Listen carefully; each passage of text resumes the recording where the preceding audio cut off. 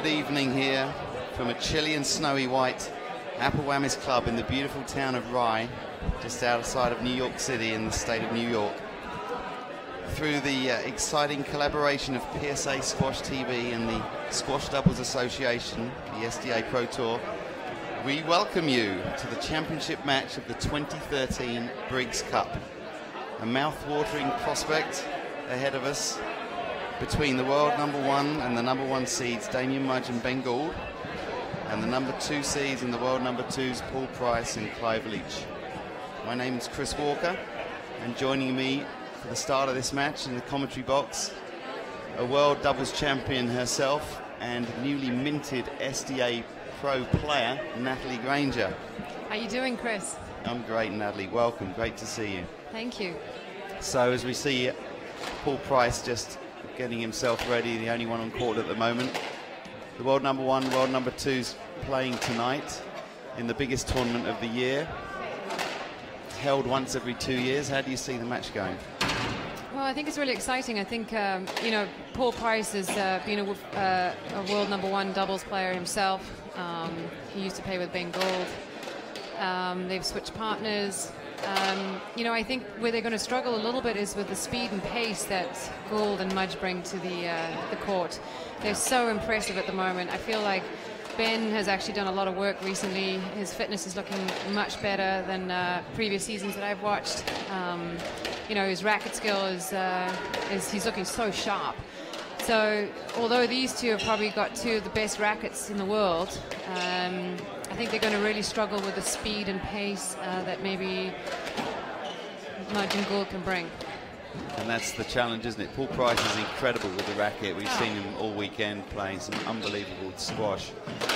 But yesterday, when Damien Mudge and Ben Gould were playing against Manik Mathur and Ivan Barden, the pace of the match was incredibly high, and they were so accurately attacking the middle of the court to Manik's backhand, and it was very difficult for the you know, the other team to get control of the ball and do anything with it, and that's the challenge that Price and Leach have got today.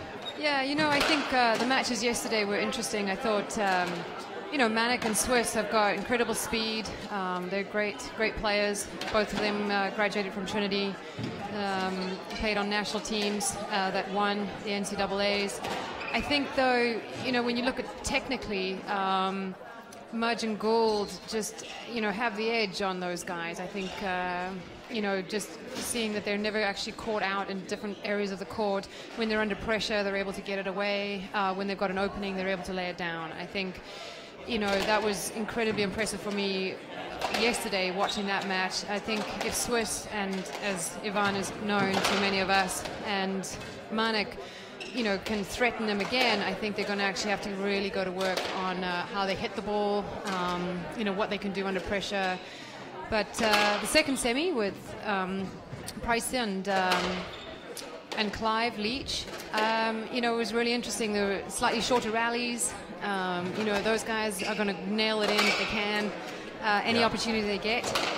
They're not interested in playing long rallies. They're going to go for the neck, and makes it for an exciting team. So I thought, you know, watching those guys play yesterday was impressive. Two close games, 15-14 in the first and the third. It could have been anybody's match, to be perfectly honest. So I think it's pretty wide open, but, you know, Mudge and Gould is really hard to handle at the moment, I think. So when I ask you for a prediction, I'm guessing you're going to be going with Mudge and Gould. What do you think the score's going to be? So I beat Joey Barrington a bunch of times at the US Open with a prediction. I'm pretty good on the predictions, but let's see if we can keep it going. I think 3-love if all goes according to plan. If there's a slight lapse in concentration and they hit a few through the middle that are easily finished by Price or Leach, 3-1. How about you, Willie? What are you going to stick your neck on the line here? Well, I mean, I've got to go along with you as well, Nat. I think that Damien and Ben are looking outstanding this weekend, and they've got such a versatile game. But, you know, I still think that Clive's playing very well. He's just been very solid, not done anything too flashy, and he's allowed Paul Price to hit some purple patches. And I think if Price is on, then I can see them getting a game, and and if they get a game, then maybe with a momentum swing, so a little bit of excitement. If the price is right, you'll hit that bid, right? If the price is right, it might be his night. But I'll say Mudgall 3-1, just to be different. No. So here we are, Damien Mudge on the left wall, backhand side, Ben Gould on the right, both from Australia, both 37 years old, coming to the prime of their doubles career now. I have to say, when I watch these guys at the top of the game hitting the ball, it's so impressive. I mean, they create such pace, Chris, and I'm envious. I'm going to have to get in the doubles court far more now and practice, because I need to be able to hit the ball that hard. Is there anything that you can tell me that would help me increase my pace on the ball? What do you think? Now, I watch you play and wish I could hit the ball as sweetly as you anyway.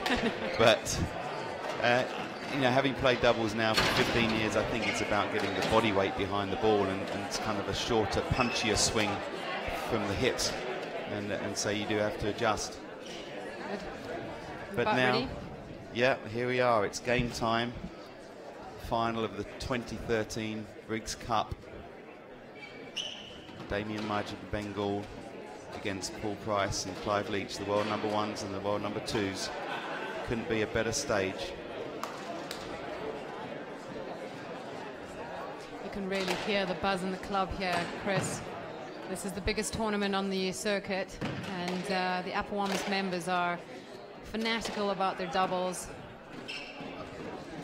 And so Clive Leach getting ready to serve as that big crowd. It's a packed house here as they settle for this much awaited final.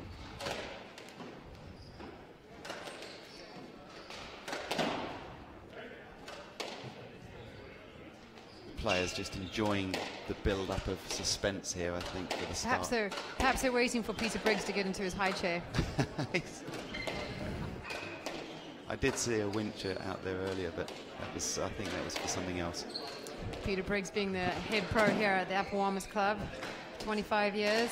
He's a legendary doubles player, won every title there is out there.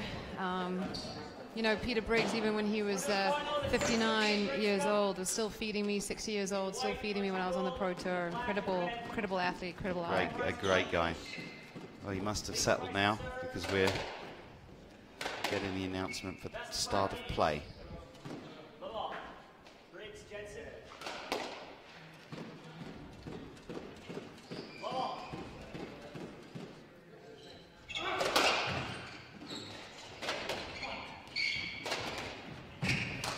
Right off the bat, there he goes, nails it in. Straight away, Paul Price opening up the score with a great forehand reverse. So, Chris, perhaps you'd like to give some background on these guys. They've all been superb singles players on the Pro Tour. I think Paul Price probably has the highest world ranking out of the four of them, reaching 4 in the world on the PSA and finals of the British Open. Something that you obviously have done yourself. I think Clive Leach is probably the next most highly ranked player, correct?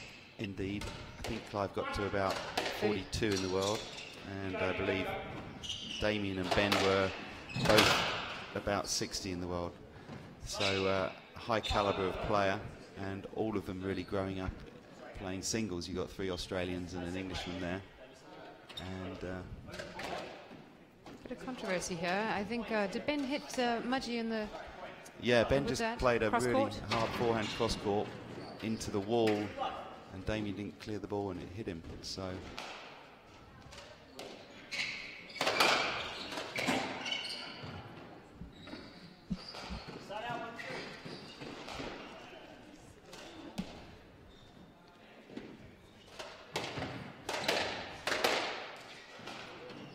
not very usual. We don't often see Damien miss very much. Perhaps there's a few nerves at play here. Yeah, absolutely. That's the first one I've seen him miss for about 4 years. Oh, they've been in superb shape this week, Chris. I've really been impressed by Gould and Mudge. the way they work together, the shots that they hit, how few errors are coming off their rackets. Well, we had Damien in the commentary box yesterday for the second semi-final, and he was speaking about the communication between him and Ben and how that's evolved, and is such a massive importance in being a team and gelling.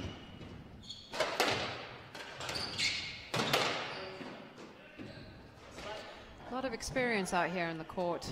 It's going to be interesting to see how they work their way into this match, I think. Certainly some nerves here. There's probably high tension. All 4 players played on a very high level most of their careers, and obviously squash singles, and been the best few players in the world in doubles. Damien Mudge and Ben Gould both based at clubs in the centre of New York City. Damien Mudge at the University Club and Ben Gould at the Racquetball Tennis Club, as this rally. Oh, look at the power going on here. Suddenly being injected.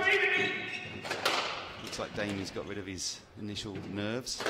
He is absolutely firing up here, Chris. And there was a pro-am match earlier this weekend, I think on Friday, that Damien and Paul Price played against each other. And I heard about that. Paul Price accidentally struck Damien with the ball in the side of the chin, and Damien wasn't incredibly happy about that. So I think maybe he's just reminding himself of that, just to get some aggression going. I have to say, one of the big things I think between the doubles and the singles is the sheer pace of this game. And my mum is over here visiting from South Africa and hasn't seen this game played at the highest level. And she says the sheer fear factor of walking onto a court where the ball is being hit at such a high pace is really phenomenal, and both exciting and a little nerve-wracking. Absolutely. It's so much to do. It's like a dance out there with the 4 players. Certain patterns of play and movements that you need to make sure you do. Clearing to the side wall is probably the biggest difference between the singles game and the doubles game. You'll notice that if the ball does go into the middle of the court... Oh my God, he killed that ball. Unbelievable power there from Ben Gould, punishing a loose drop shot straight down the middle at an incredible speed. Neither Clive Leach or Paul Price could cover that. It just sounds like a shotgun's going off, Chris. It's just a fantastic game to watch live like this, isn't it? I mean, so exciting. So just 5 minutes of play so far, and Price Leach great one down the middle. Leading, just reaching that 5th point, leading 5-3.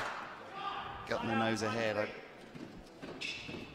sense compared to the match that Ivan Barden and Manik Mathur played against Mudge and Gould yesterday, that Price and Leach are focusing way more on Damien and trying to get the ball deep and over his head, and also trying to keep the pace down, like you said earlier. Nat, they don't really want to try and compete at pace against these two. No, they like to move the ball around the court. They want to lay it down. They're dying to shoot it in. I'd say Paul Price has been one of the greatest shot makers of his time in his career. Phenomenal racket work. I always remember watching him compete when he was on the PSA Tour, and at times you were thinking, my goodness, maybe I could give him the ball to serve to me, at least to start the rally, rather than having to serve to him. Right. And just worrying about it being crushed into the neck. Oh. Oops, managed to jump over that one. Yeah, Clive getting his left leg right up in the air there nicely. Showing a little older age athleticism there. Yeah. Not bad for a 42-year-old now. I've seen you jump higher, Chris. Yeah.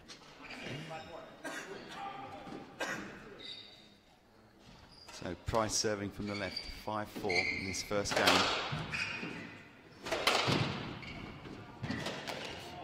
Oh, that's an unbelievable shot. That was absolutely incredible. Damien Mudge under pressure there as he's running to the back wall. The ball just popped out a tiny bit into the middle of the court, setting him up for an inside-out reverse.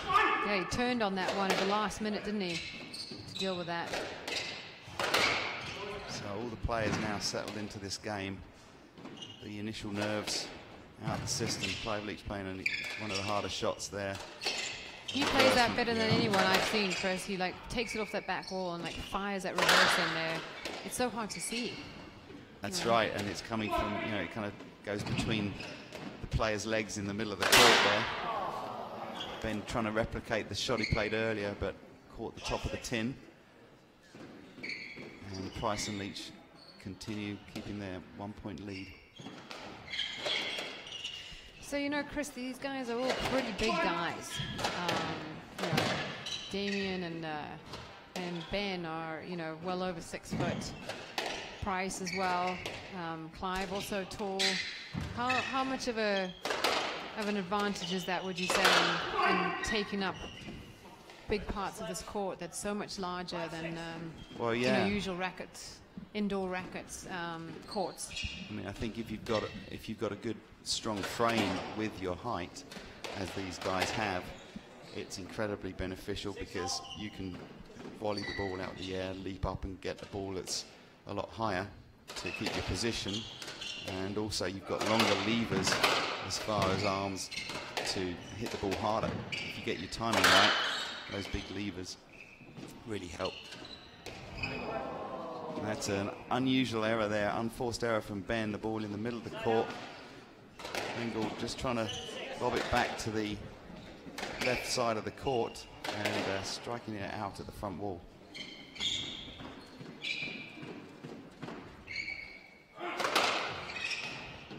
Yeah, I think Clive misses more than 50% of those. Clive, definitely one of the more exploratory servers of the game. That's a nice way to put it. Taking advantage of the 2 serves you get in doubles. And that rocket. Oh, Paul's looking for a stroke there, isn't he? But he's not going to get one. It was a little too far back into the side of where Ben was, wasn't it? If it had been a little bit more in front of him, he definitely would have had that stroke hit right back at him. And strokes only really given to the other team if one of the opponents hits the ball pretty much back to themselves and it goes between their legs or under their armpit. That's kind of pretty much right. That's about the only time you're going to get a stroke in the doubles game. That looked like it just clipped the top of the tin there, Chris. So close. The margins for error here are really small, aren't they? Incredibly small. The tin being 19 inches high.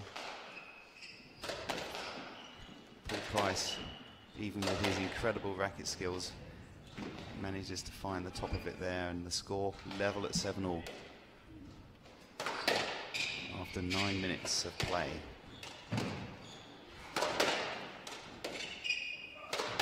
This is where I think that's the right plays for Damien to sort of take Clive on a little, get him to the back wall and then try and push him into the front. I would sort of take him on in terms of moving him around the court. That's exactly there what you were saying, Nat. Pushed him in, he didn't quite get out of the way, didn't he? Yeah, it was a lovely 3-wall boast from Damien Mudge from the back left, and it nearly rolled, but Clive managed to get underneath it, but wasn't quick enough to clear. Did he just say, I'm not arguing, but? Oh, yeah. I don't think they know how the English language works, actually. Isn't it? Is that arguing, would you say? Yeah, a questionable argument. Oh, or maybe just questioning something. I'm not arguing, I'm just questioning something. That should have been a stroke.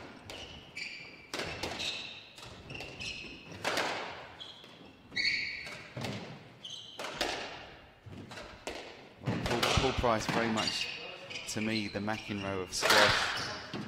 Just brilliance with the racket, but at the same time has to keep focused and keep his the mental side under control in order to perform his best.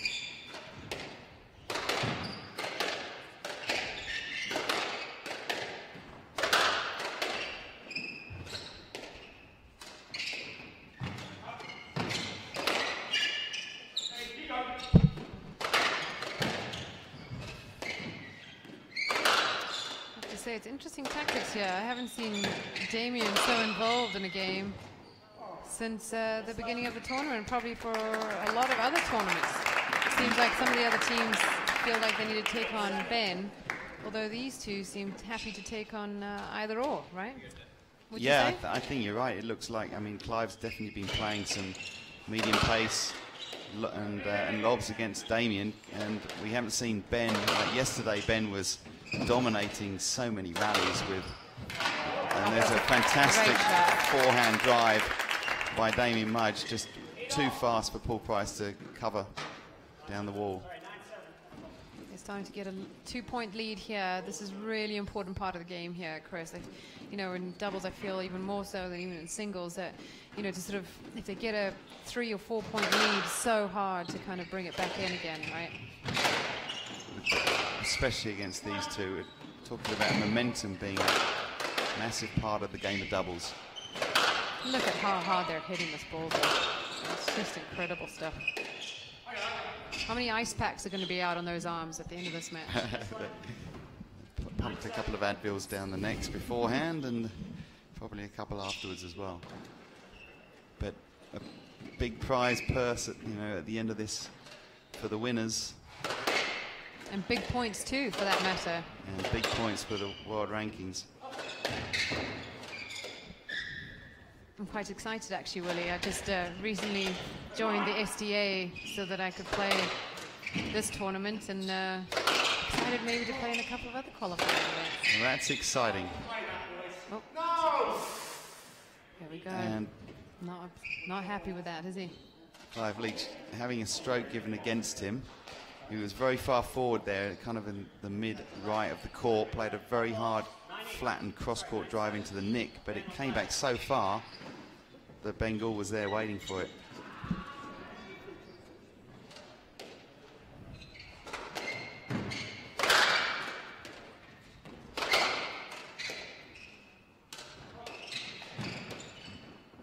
There's the lob to Damien, dragging him into the back of the court. Shot down the middle to keep Clive Leach honest.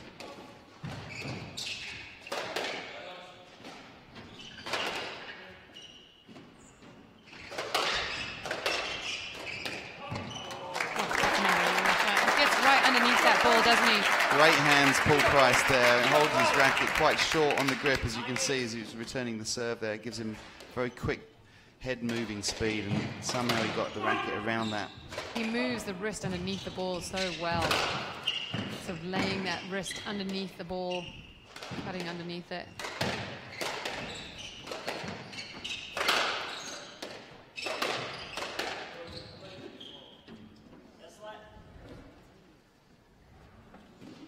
And an intense first quarter of an hour here.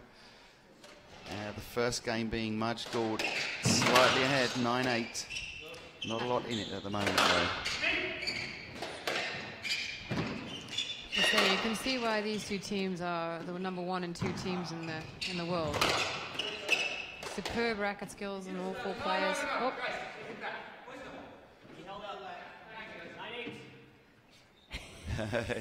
And every point's crucial, right? I mean, oh gosh. Let's called, and they've all got their opinion.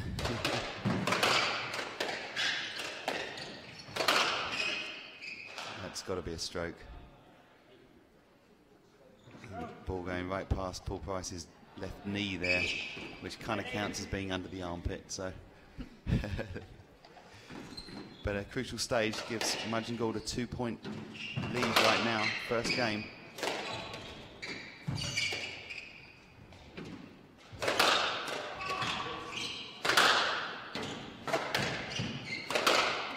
The pace goes up another notch. Gosh, he almost felt like he was going to hit that, didn't he? Paul Price half hoping for a stroke there, because actually Damien hit that ball and he went all the way around and back to him. He had a good argument for the stroke.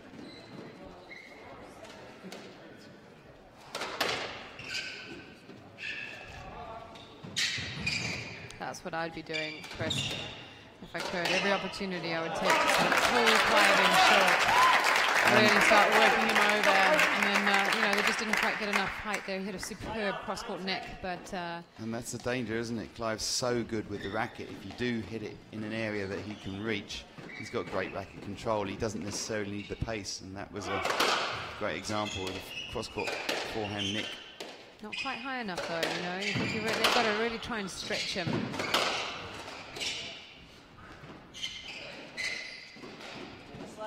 Those two, you know, Price and Leach at the red line are superb. And I think, you know, to really make them work is to see if these guys can actually work them front and back a little bit more. You'd like to see Margin Gold work Clive. Much more. Look, they're not doing much work here. Look at them heading from the red line. Yes, they're moving around, but, you know, they're not really kind of getting them on the run. Yeah. And I think in order to really exact pain and create opportunities for themselves, I think they need to do a much better job of that.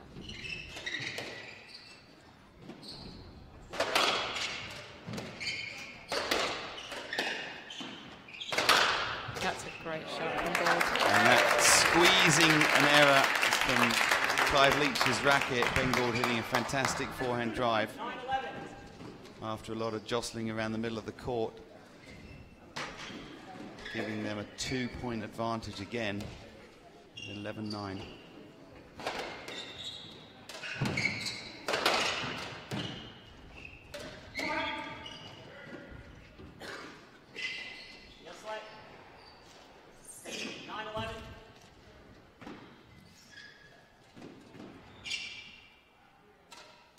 Price serving from the left side. And I had a few people asking me about who serves when there's one person serving for the team, and you want to explain that? Really, I don't even know what I'm supposed to explain based on that explanation.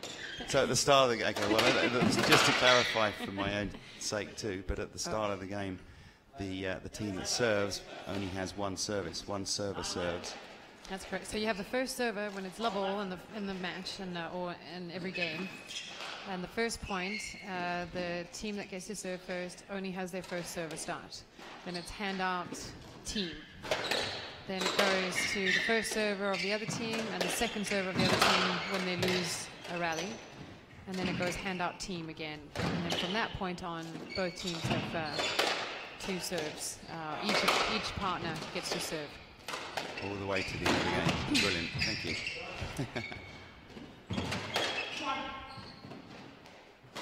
So again, the intensity going up. Damien Mudge trying to create some space there for a forehand drop shot. It's too high, so the rally continues. Oh, one of the few errors that he's made. And he had his racket there. He was sitting on that and just needed to be above the tin then, but an unforced error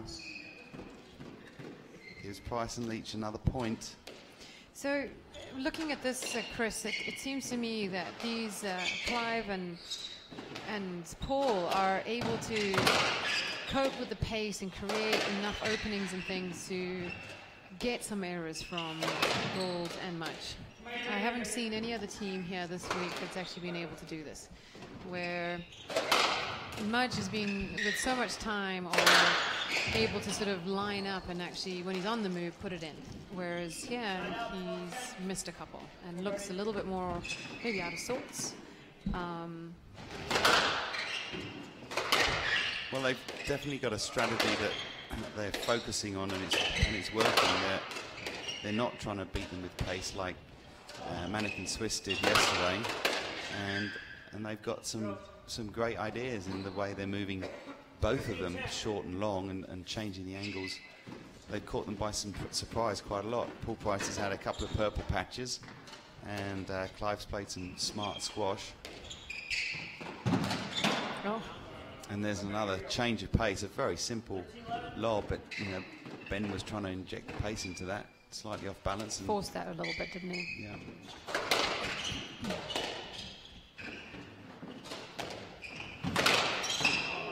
Well, fantastic backhand cross-court into the nick there by Damien Mudge, and a punch in the air gives Mudge and Gould 3 game balls at 14-11 in the first game.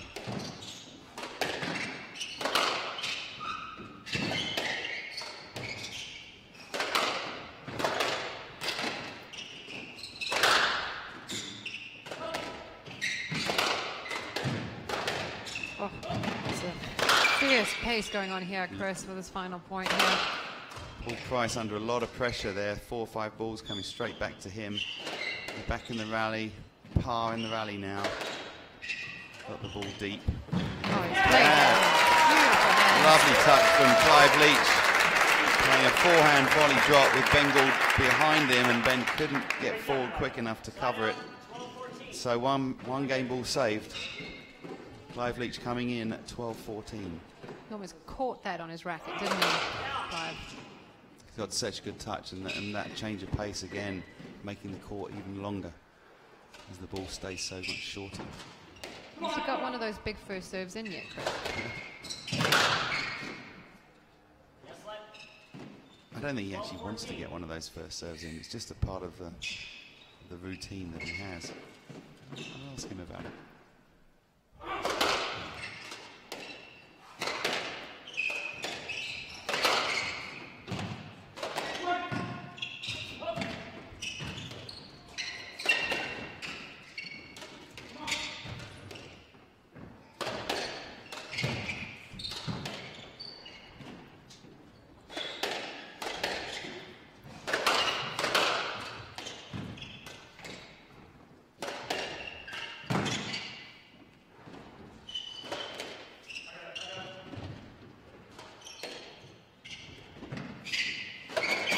And there's an error there, which gives Martin Gould the first game, 15-12, in just under 24 minutes.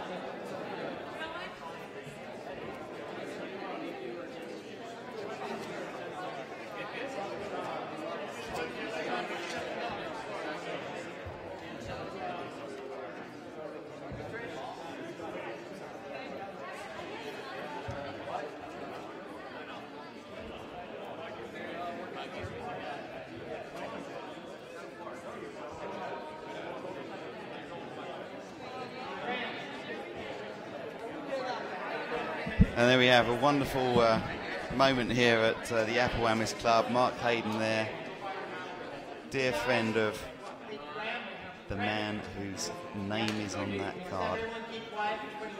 I think you can hear a message. Last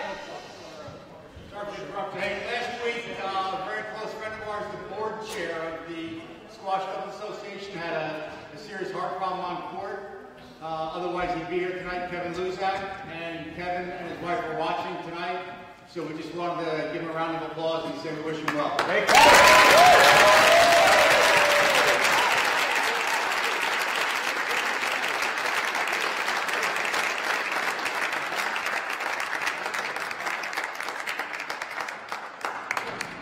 it again. I don't think you were. That's up there. That's them up there. This is the SDA. We're good. Thank you.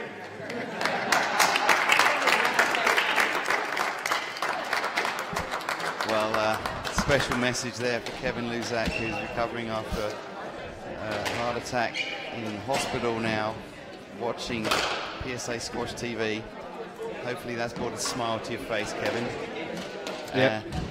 So now, as we begin the second game, sitting next to me in the commentary box, we have world rank number 8 and a 2-time Briggs Cup finalist, Matt Jensen.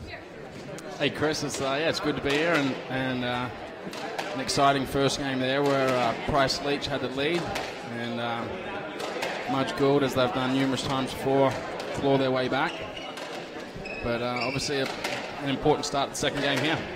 Yeah, and well, you had a tough match yesterday against Price and Leach, with 2 of the games going to 15-14 and unfortunately not going your way. So I'm sure you'll be watching this thinking you could have been there. Well, I could have been, but you know, kudos to them.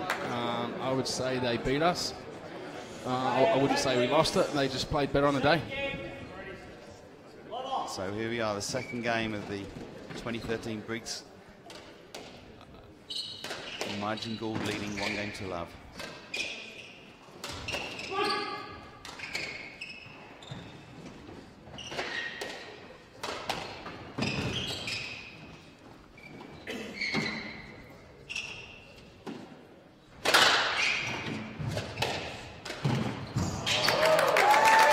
lovely volley into the sidewall there. Completely the perfect place to put it, where Leach and Price were nowhere near.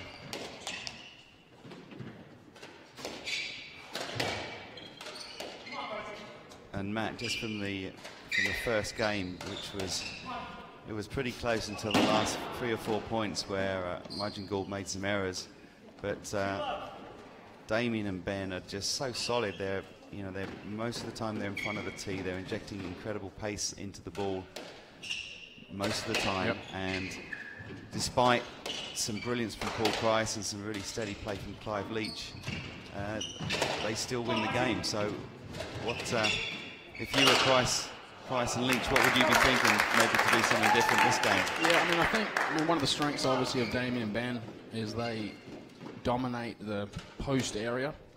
And right now, I mean, as talented as both Clive and Paul are, they need to find a way to move Damien and Ben. And that will open up the opportunity for them to play their shots. So right now, with Damien and Ben standing in position, they're always in a position to cover the court. We've seen a couple of incredible pickups in this rally. Clive Leach asking for a let, and he was hoping for a stroke there as Ben hit the ball into the middle, but just to the side of him. I think this is where Clive and Paul need to stay strong. I mean, obviously you don't want to let Ben and Damien build a buffer here, and it's becoming a bit of a mental game. They're going to have to fight through this bit here, maybe extend the points a little bit, and maybe just let the rallies come to them. They've been a bit forceful right now. I think they had their best spells in the first game when they did vary the pace, and they did get, in particular, they got Damien into the back left corner, and that gave them a little bit more space to create for Paul, especially to create with some angles to the front left.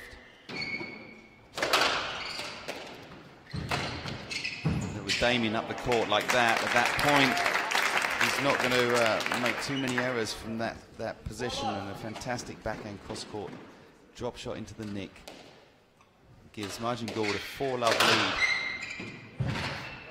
Very rapid 4 points, and again the pace from Damien Mudge too much for Clive Leach to deal with, and the momentum is very much with the Australians, and Leach and Price having a little conversation there, trying to maybe break the momentum a little bit. Yeah, it seems like that conversation's needed right now. You know, I mean, there's Pricey, that's classic Paul Price. And probably, in all honesty, he's got the best racket skills out there. And he's got to find a way to get himself into this. And bit of chipper there, bit of talk between some guys. Clive plays a beautiful forehand cross-court drop into the nick there, and I don't know, he's shaking his head at Damien, a little altercation. Very gladiatorial, this sport, Matt, with all 4 players on court, bumping into each other frequently. Well, you've got 4 talented, determined guys out there, and no one's going to give an inch out there. So hopefully the rackets will do the talking.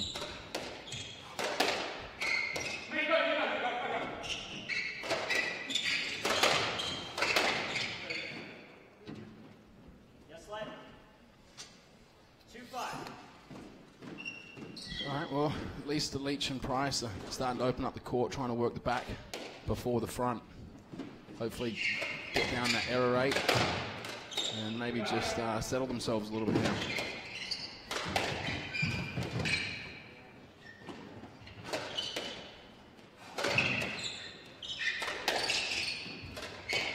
And settling is key, as they're not really, they don't get many free points off of Majin Gould at any point in the game. No, I think that's probably one of the strengths of Damien and Ben. They're, you know, I mean, like a lot of things, it's doing the basics and doing them right. They're too far. Ben and Damien, just as you see there, Damien is very athletic, and clearly one too many short balls there, and Damien's pounced all over it. So again, this is where the back of the court becomes a key factor, and it's it's very difficult to consistently hit winners, outright winners to the front of the court.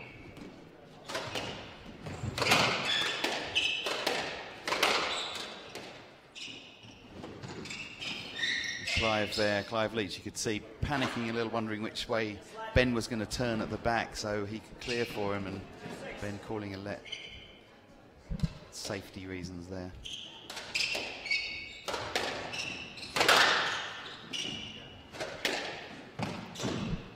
Again, I'd like to see Clive even just chuck that one up there just to get his team back to more of a neutral position. Whilst it's very effective going short, I like it more as a change-up. He seems to be doing it more with regularity right now. And it just gives Damien and Ben the front of the court.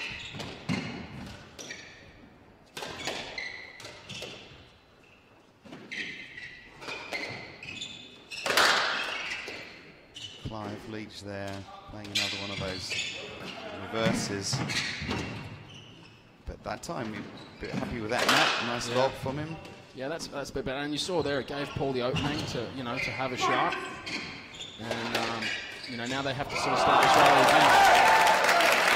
And even though they were stretched there for a moment in that rally, Mudge and Gould, Damien kept his position at the front left and with incredible racket skills, just blocked that ball that came at him to play another backhand body drop winner, taking their lead to 7-2.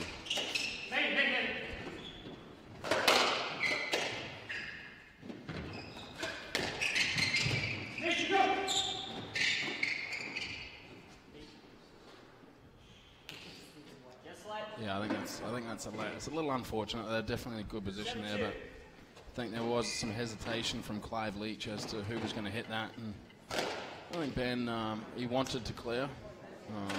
Just sometimes it happens, right? Yeah. I think he was glad that it wasn't hit. You can only get so low on the court while still on your feet.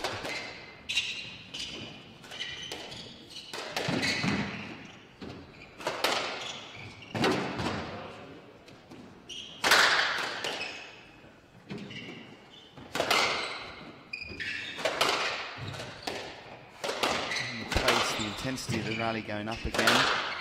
Seen a few points that have been relatively flat, and Clive Leach misjudging that, turning to take the ball off the back wall, and hit his shoulder. So 8-2 for Mudge and Gould, and this isn't looking good for the number 2 seeds.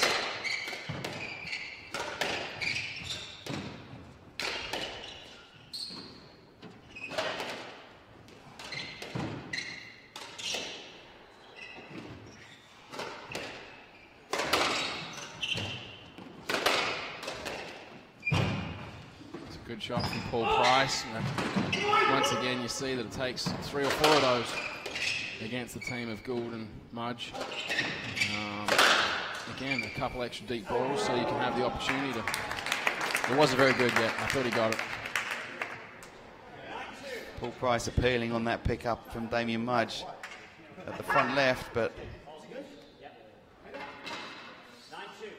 Clive Leach asking the audience there. But it was good, it's been called good. It's 9-2 in the second game. And Leach and Price have got to find something special now to stay in the game, and Paul Price, this is the start of one of his purple patches. Fantastic backhand cross-court nick, drop shot.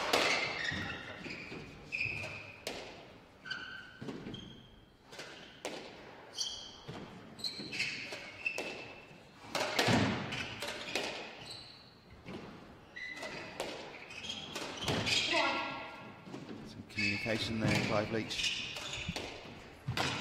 Encouraging, encouraging. Oh, you like this, the way they've slowed it down? Well, I like the way they're putting some thought into this and trying a new tactic, and at least willing to show Mudge Gould that they're going to extend these points. And, hopefully, just show a little bit of fight. Put some pressure on. I think Damien Mudge heard Paul Price stumble there and attempted a Difficult shot, drop shot from the back of the court, making the mistake. Giving Leach the serve, coming in at 4-9.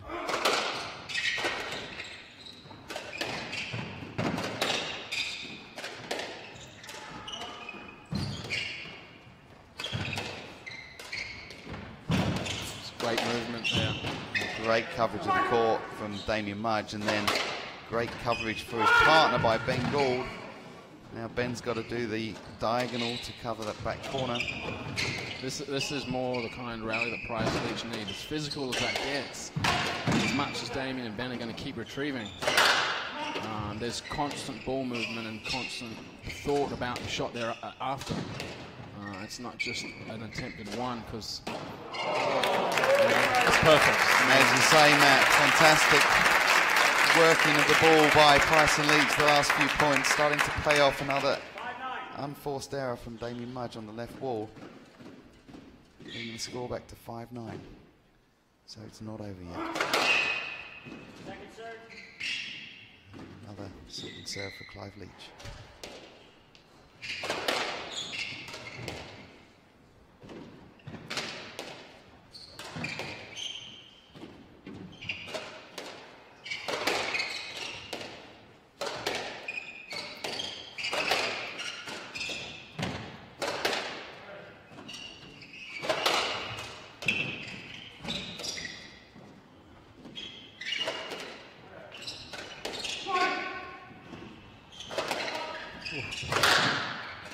Paul Price, no holes barred there on that shot, Matt, was there?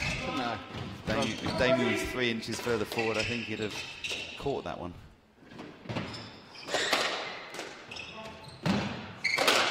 It's just this little patch here seems like it's played more in the style that Price and Leach want. Mudge and Gould a little bit more off balance, but as you can see, they're holding their ground well. But again, the construction of the point by Price and Leach, there's a greater margin in their shots, and they're looking to play 2 or 3. Now they've won last 3 or 4 points in a row. Yeah, that's 4 points in a row from 9-2, pulling it back to 6-9 with some high quality concentration. Leach serving now from the right.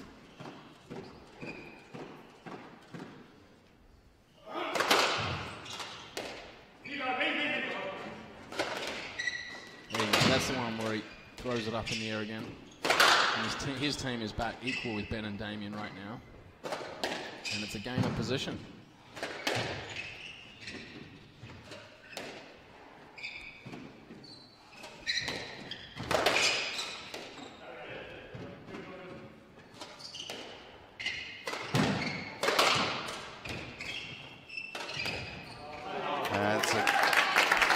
So Damien Mudge there with a backhand reverse stops the rot, and the second server Paul Price comes in at 6-10. But a good spell here, Matt, for Price and Leach, and they've got to try and continue that, as you say, right now. Keep constructing the points one at a time.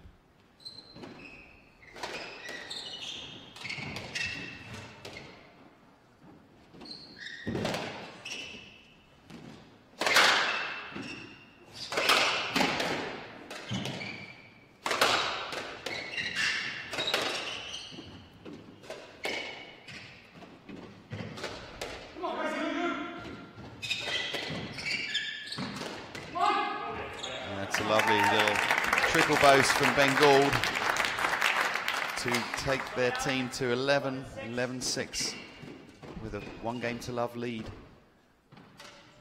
Really important stage of the match for Price and Leach, who do not want to go 2 games to love down.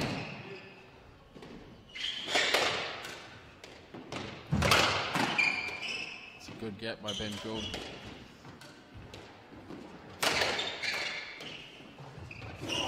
Oh, that's got to be a strike, isn't it? Yeah, I think it has to be.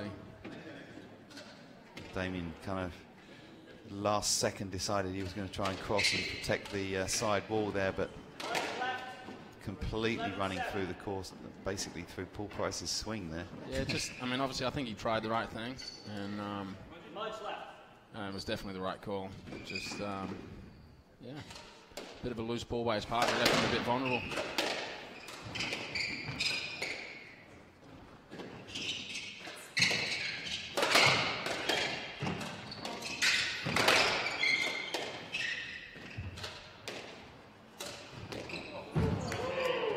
Good touch. And there, Damien Mudge just exposing Clive Leach a fraction for the speed to the front right, winning that point to take them to 12-7.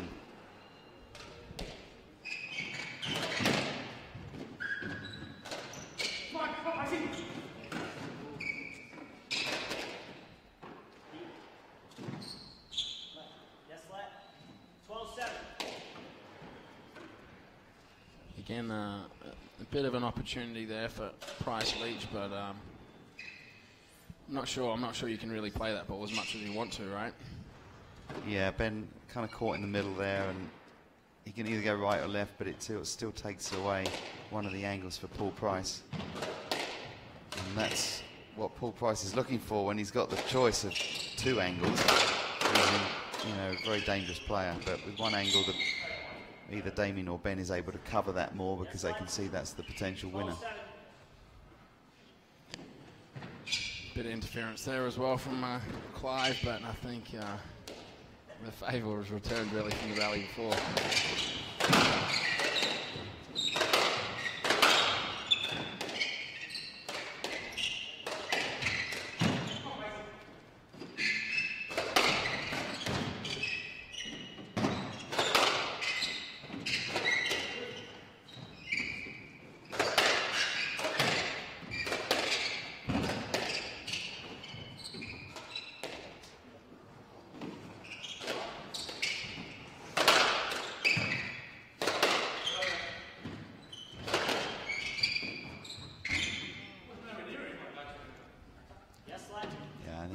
Damien doing a little whirlwind around Paul Price there, a bit distracting. So, tense rally, an important phase here for Leach and Price at 12-7 down, with Mudge serving from the right. Great touch by Leach. And needed two great shots there, Matt, to win that point. And I think that's what we've been saying the whole time, is that there's not one quick winner here. You need to look at 2, 3, maybe even 4 or 5 shots, especially against this team of Mudge Gould. And that middle section of this game where Price and Leach, won that those consecutive rallies, that was the style they played. And these attempted outright blind winner shots, it's proven they're not possible here. So I like it when they're playing one and ready to play another. And if it means another one again, great. And that's what it takes to win the Briggs Cup here. Just a touch more conservative.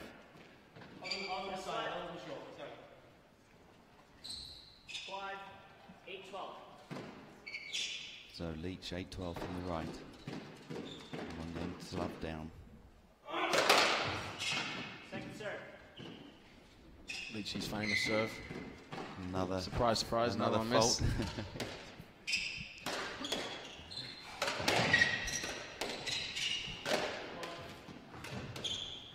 And the pace is slowed down again.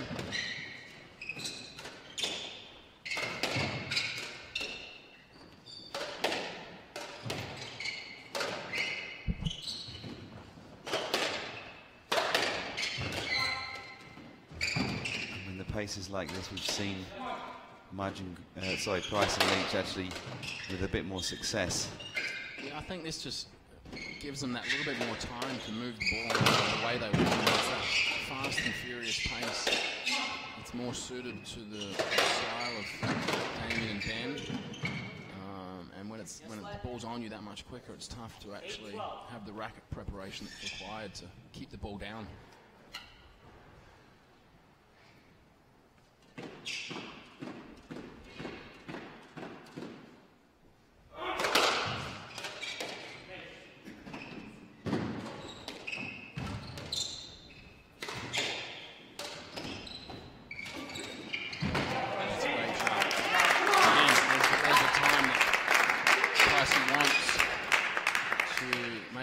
right choice in the right manner. I mean, again, that is just a controlled shot as opposed to some of these other ones.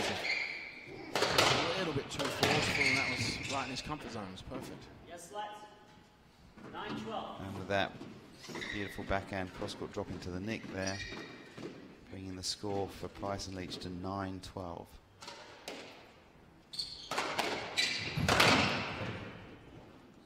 Yes, let's. I think we'll see maybe with the score getting close here, and maybe some guys tightening up a little, maybe a couple more lets here. I just get the sense that Mudge and Gould want to inject the pace again. Kind of had a little respite maybe. Yeah, but there. Well punished. Damien Mudge hitting a loose backhand drive down the wall, and Paul Price pouncing on that. And again, with that short grip, he's able to really flick the racket head through the ball quickly, change the angle. Beautiful reverse, bringing them back to 10-12. Can they capitalize on this momentum? That's the question. Well, I mean, as good as some of the rallies they've played, they're still behind, so this is where they have to just keep doing what's working. You know, don't get caught up in the flurry of points, because the reality says you're still behind.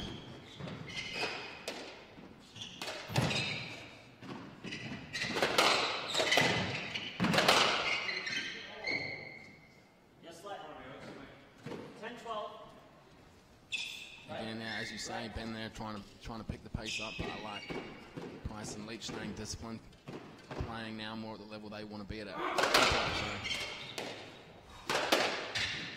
Great tactical battle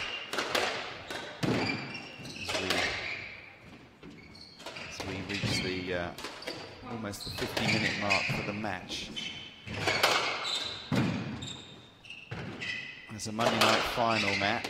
And there's been some tough matches, and the pros all playing the Pro-Am matches here at the Briggs Cup.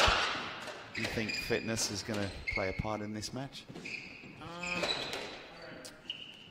You know what, I think the way these rallies are playing themselves out, I think it's going to be more of a mental game.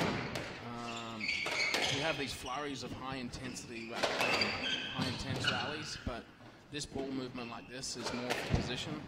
And, you know, this is the biggest tournament I think everybody's ready to play, so as hard as they might get, the mental battles is the bigger factor.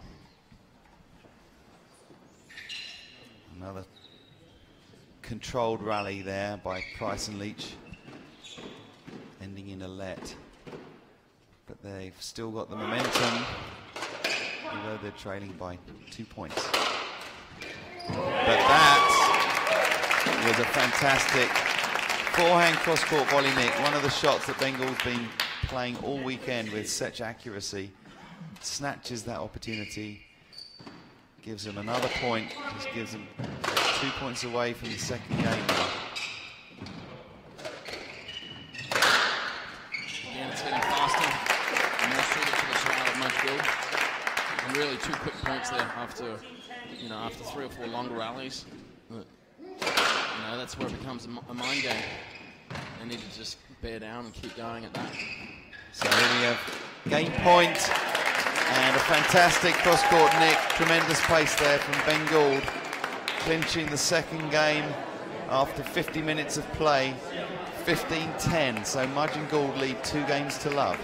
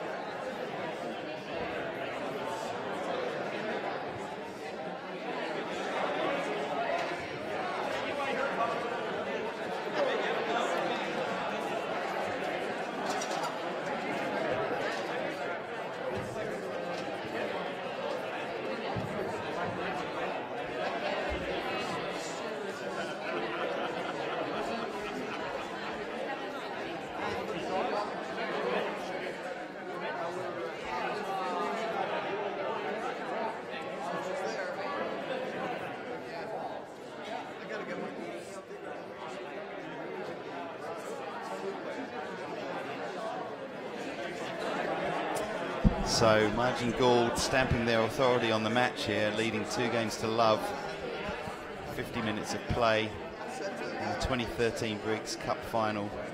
The Briggs Cup named after Peter Briggs, who's been the head professional here at the Applewamis Club in Rye for over 25 years, Matt. And we had a big party earlier this year to celebrate that fact. Yeah, I think Peter Briggs has got one of probably the premier squash programs in the country here at Applewamis, and the stature of the junior program and the relationship they have with the City Squash, the urban program here. I know it means a lot to him, and even on top of that, his playing history, even before he became the head professional here. Obviously, his days on the Hardball tour were very successful. I believe he's in the Hall of Fame. He is a Hall of Famer in the American Squash Hall of Fame, and this tournament obviously named after him. Speaking to him yesterday at length about his philosophy, actually, and what this tournament means to him and to the club and to the community. And it's much, much more than the Briggs Cup, and in fact he wasn't really bothered if it was going to be called the Briggs Cup or not. He was more interested in it being something that was great for the community, that reached out to the urban squash programs, City Squash in this case, offering the kids academic academic tutoring and mentoring, as well as bringing the professional players on the pro tour all together in this one melting pot of squash. And so, having said that, the players, everyone's settling down now for the third game. Well, you can hear the crowd and probably a little bit of mixed emotions out there. I'm sure they want to see more squash, and probably more people trying to squeeze in, maybe thinking it could be the last game, but Price and Leach have other thoughts, I'm sure. Well, let's see, Matt, if they can do anything about it. Margin Gould leading 2-0 in this 2013 Briggs Cup final. Ben Gould serving from the right. Love all.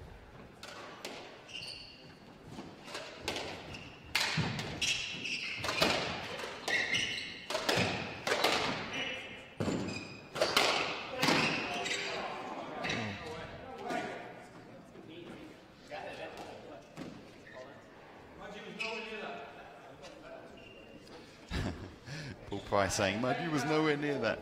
And I think we saw him have the racket pretty close. Have you heard a decision yet? I'm not sure I've heard one. Well, with the ability for us all to go back onto YouTube at some point and watch this match, maybe Paul Price will have a look. And we'll decide whether Mudgy was close to that or not.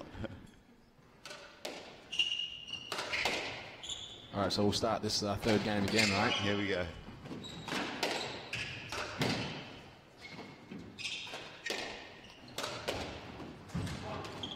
There it is. That's the Paul Price we've been seeing all year. Maybe he just needed that to fire himself up. So the first blood goes to Paul Price and Clive Leach in this third game. So we're just saying about what the Briggs Cup means, Matt, and you know, having spoken to Peter yesterday, a big part of the tournament is also the Pro-Am event, and there's 4 Pro-Am draws in which maybe you can just explain what you do while you're not playing the pro tournament here. Yeah, I think it's a great way to build relationships with the patrons and the sponsors of the event. And obviously the squash community here in America is very close, and the players appreciate the support of the club members, and part of that is Pro-Am bracket, and that's one of the reasons why I missed the first game here. I was actually enjoying some Pro-Am action on court number 2. How did you get on? Yeah, not very well. Oh, okay. Sorry, had a good laugh though. Sorry, I asked. Yeah, no. But you know, I play the Pro-Ams as well, and they are incredibly social, fun competitions for the members of the clubs involved. And they love getting on court and having a really competitive match. And the level of the amateur players here is fantastic, and it's only going up now as the game is growing and the professional tour has become more established. So pretty much every event we go to has these Pro-Am events alongside the pro competition, and those amateurs really help fund the tournament too. Yeah, and I think you know, obviously the members enjoy the challenge of being on court with the pros, and every now and then being tested with maybe a little higher pace than they used to, maybe a bit sharper angle, and I think it's definitely helped the growth of the game. Is that camaraderie level? So Clive Leach has either broken a racket or a string there, has gone out to find a spare. I think Price and Leach connected rackets there on that ball down the middle from Ben Gould. I guess a broken racket is better than a lost point at this point in time. As they hold a narrow lead in this third game, 2 games to 1. Sorry, 2 points to 1.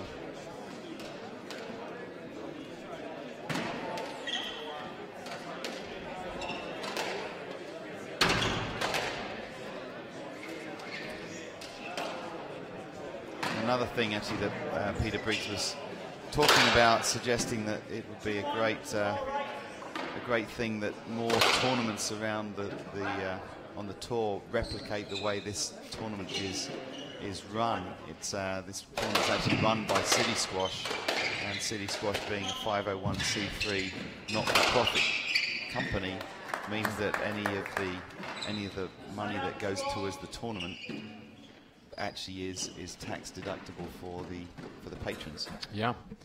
So it's a win-win for everyone, and I think this event will make, I think, over $200,000 for City Squash this year. And in the 5 years that the Briggs Cup has been going, they've actually raised almost $1 million now. Yeah, it's and fantastic. Look, it's obviously a great cause, and it's one. I mean, you even look at the squash court. Of the 4 players on the court now, I know they've all done exhibitions to help raise money, and part of, I know City Squash holds the annual bash, which is a great event to raise more money, and just the support the squash community has shown.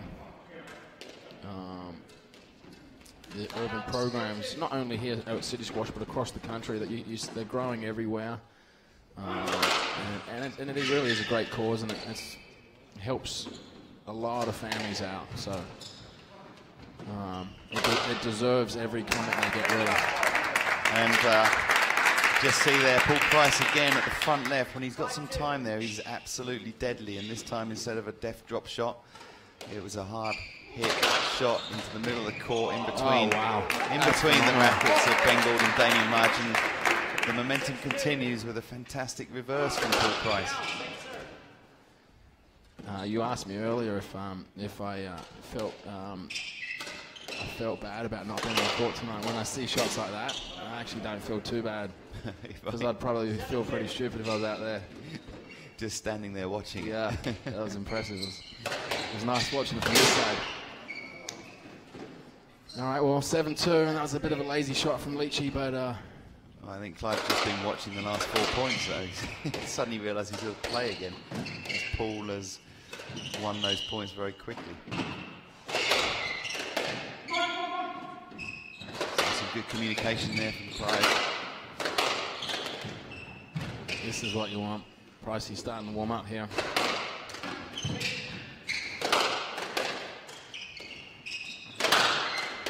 And Mudge Gould quite wisely changing their game plan here as well. Almost mid-rally, you can see him suddenly playing everything to Clive there, and then that one shot across to Paul Price's backhand, just a bit too far out of reach, as Price tried to do something creative with the racket, forces an error. So from 7-2 up, now Mudge Gould creep back 4-7. You can see that Damien and Ben trying to reassert the pace on the game.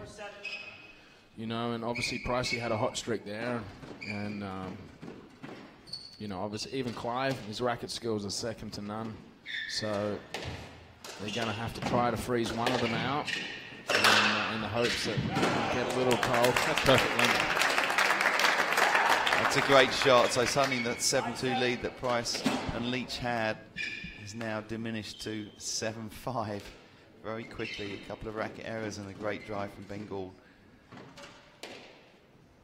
So they're going to kind of, I feel like Price and Leach have to stay in the rallies and defend well, and then when Paul has these little hot patches, they can accumulate some points, but in between they've got to try and not lose as many points. Yeah, and I agree with that. And you know, as much as we're talking about the racket skills of Paul and Clive, obviously Ben and Damien. Yeah, we're saying this about Clive, but Ben and Damien are up 2-love, and I think they've only lost one game all season. So you know, I mean, I don't want to take anything away from Ben and Damien because they're a great team. I can't take anything away from Damien Mudge and Ben Gould. Paul Price showing, again, his talent with creativity. Somehow he hit that as a inside-out forehand reverse there to get another point on the board. Bring them to 8-5 up in this third game, but trailing by 2 games to love. So this is promising, Matt. 9-5. Yeah, and I think, I mean, apart from obviously, I mean, Pricey's the one that's had the hot streak here, but Clive can also do the same. I actually just like the energy they're showing right now as well. You know, obviously nobody wants to be down 2-love, and Ben and Damien are going to make this an extremely physical battle. And be it 3-love, 3-1, 3-2, whatever the score may end up, they're not going anywhere, I promise you that. So the mental strength becoming more and more important here as we've just passed the hour mark for the match. And a glimmer of hope for Leach and Price. Oh, Leachy. Spectacular bit of athleticism there from Clive Leach. And plays one between his legs, so the rally continues.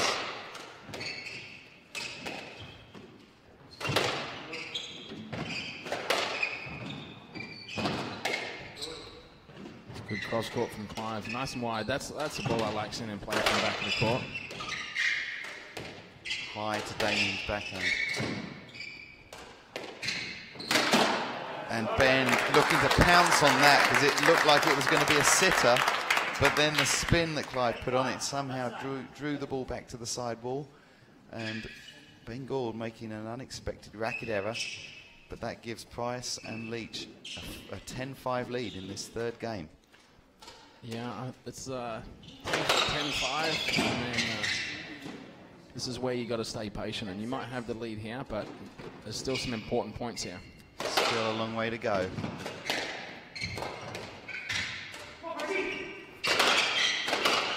As the pace goes up again. Oh, and Paul Price there, and snatching that one out from the middle of the court on his forehand. 11-6, and I think Pricey's hit maybe 5 clean winners here. Buries the ball into that left wall nick.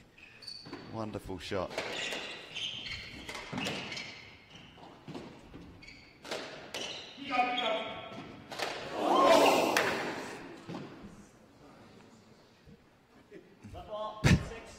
Ben shaking his head there, taking one for the team. Paul Price apologising. Ben's not going to be happy with that one, considering how accurate Paul Price can be with the ball. Damien making an error there. Mudge and Gould seem a little rattled after that one.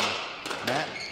Yeah, I mean, that's uncharacteristic of Damien. I'd say he's, you know, I would say a lot of the guys understand that Damien is going to give you next to no errors ever.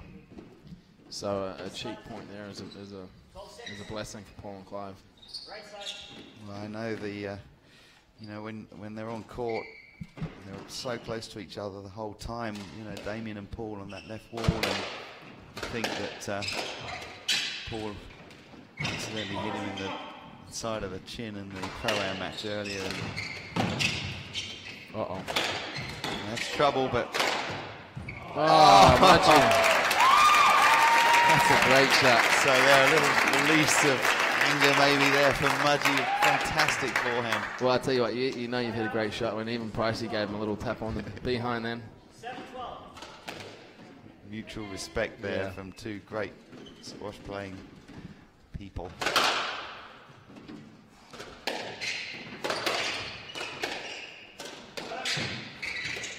So Price and Leach have a 12-7 lead as this rally progresses.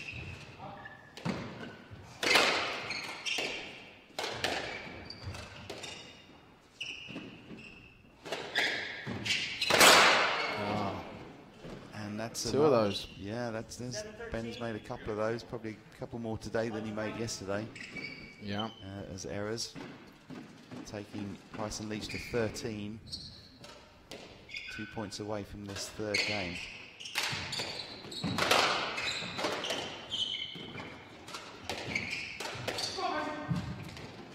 Fantastic there. And Damien Mudge playing a backhand reverse there, which Paul Price was on, hunted that down. He saw it early and went straight in, took that ball, chopped it into the backhand nick. And now 14-7 game ball. Let ball called. So Price and Leach with 8 game balls, 14-7.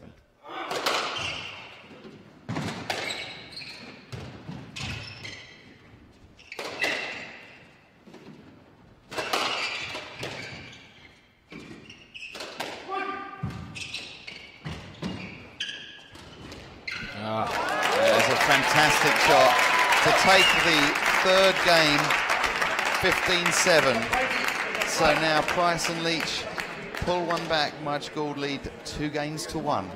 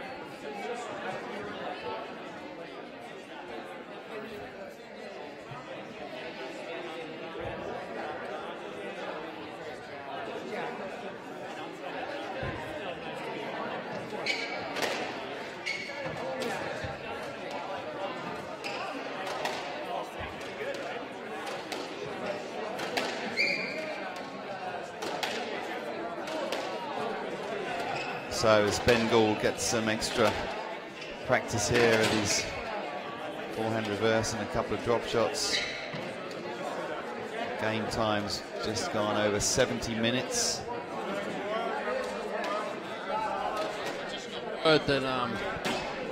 We just got word that we need to giving the real Krizak a special shout out. He's not happy with the volume of the commentary. Hey, Narelle. Turn the volume up.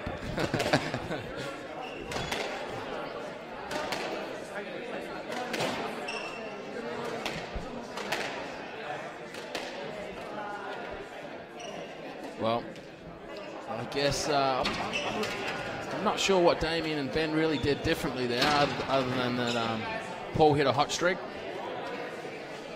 And maybe the pace of the game was a little bit slower.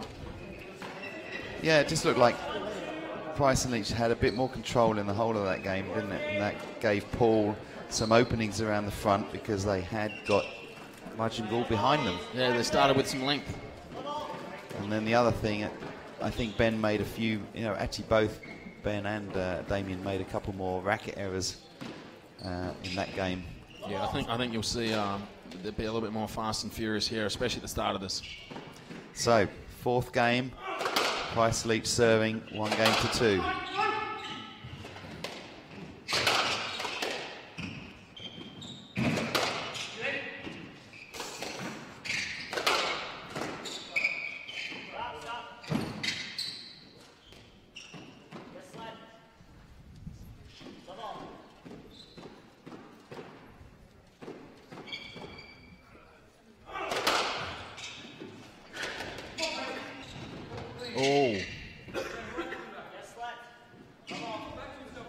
Damien actually hit that ball kind of around the corners, tried to clear, but got in the way of Paul Price when Paul wanted to hit it. So Paul appealing there for a point, but let given.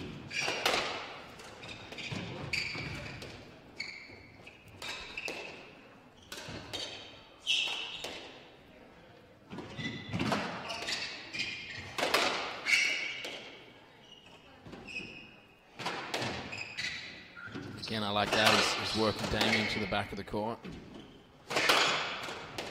Damien injecting some pace.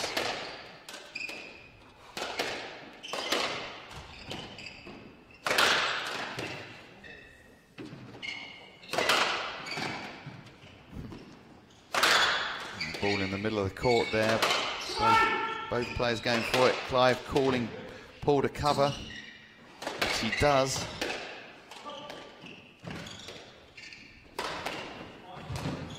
That's a great rally from both teams. Paul Price playing a lovely inside-out forehand reverse there, which Damien Mudge was unable to get down to pick up. So first blood in this fourth game goes to Leach and Price.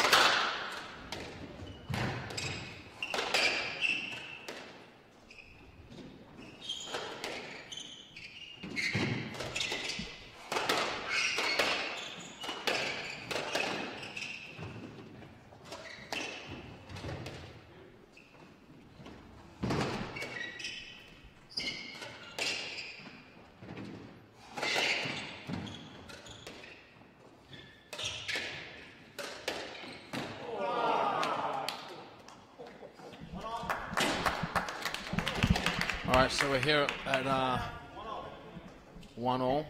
I think Gould Mudge should be coming in here. As at the start of the game, we were explaining earlier for the viewers, at the start of the game, the team that's coming in to serve only has one serve. And then the second team has the two serves. Yeah.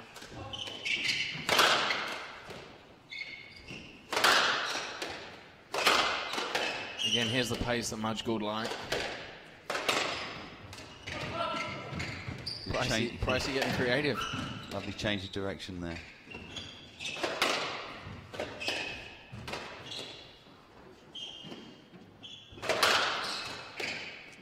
Good angle by Mudge.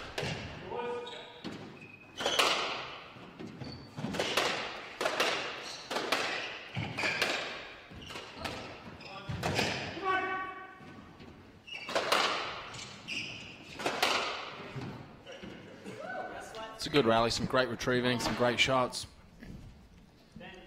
Probably a little higher pace than Price and Leach would like, but that's kind of what Mudge and Gould are going to be after now, isn't it? To try and get that intensity up. Yeah, I think we've definitely seen the different game plans that are in place and what's effective for which team when.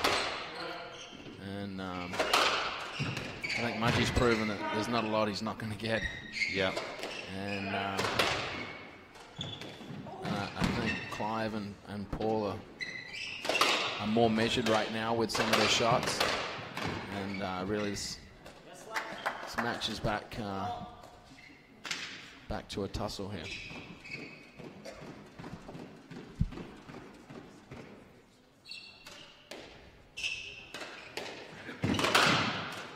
"75 minutes into the match now.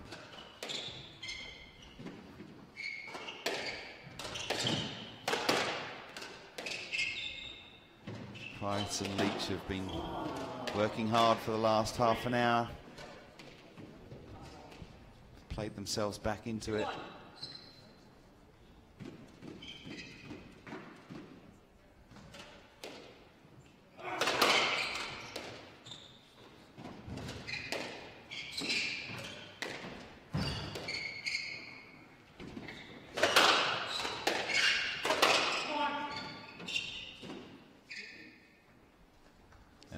Paul Price asking for a let there as he was going to turn onto his backhand. Wasn't sure where Damien Mudge was.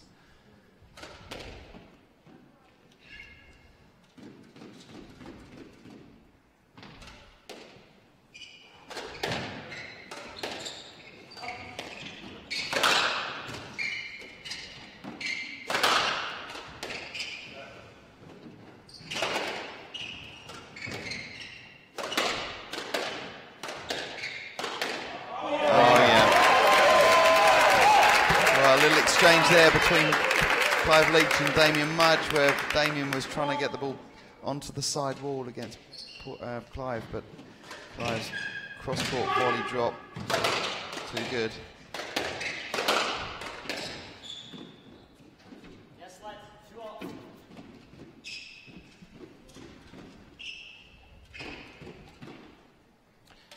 Interesting start of this fourth game here. See Ben and Damien getting a little bit tense, and Clive and Paul confidence growing right now.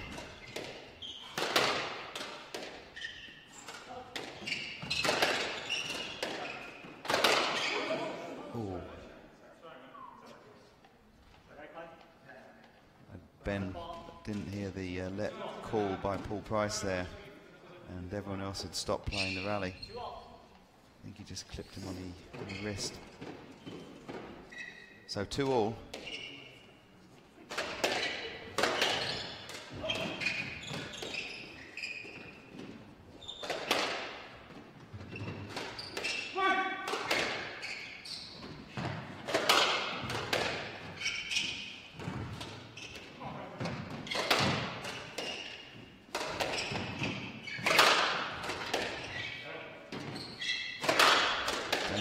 Taking control of this point, and Ben injecting some pace. Ball bouncing so far forward there, it was nearly back to the front wall again. You can see there that back to just sort of fast and furious. There wasn't a lot of movement. I think we've got 4 nervous guys out there right now, and more anxious as opposed to thoughtful right now. Highlighted there by Paul Price making a simple error after some of the shots he's been playing, giving Mudge and Gould a 3-2 lead.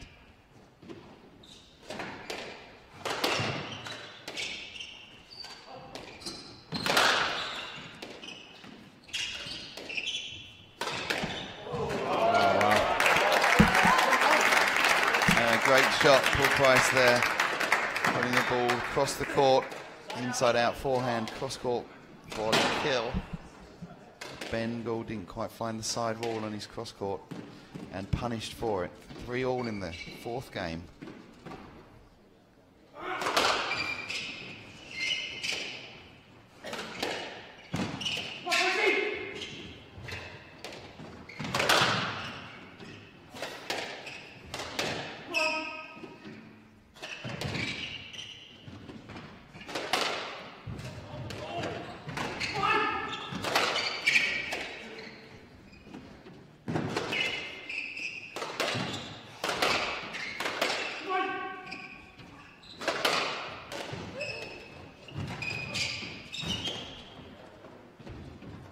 Price being made to move the whole length of the court there.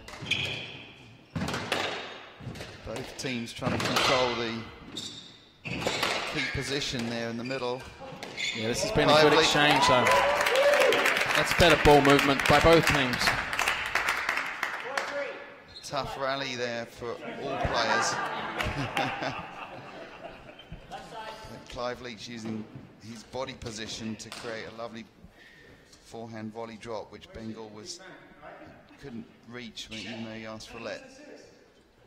Leachy telling someone not to be so serious. And he'll go and serve a fault now. Yeah.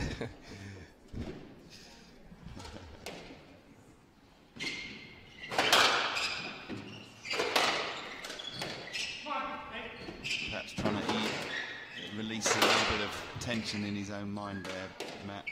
Clive Leach. There's a big stakes here. It's a big prize purse. World ranking points. Grabs.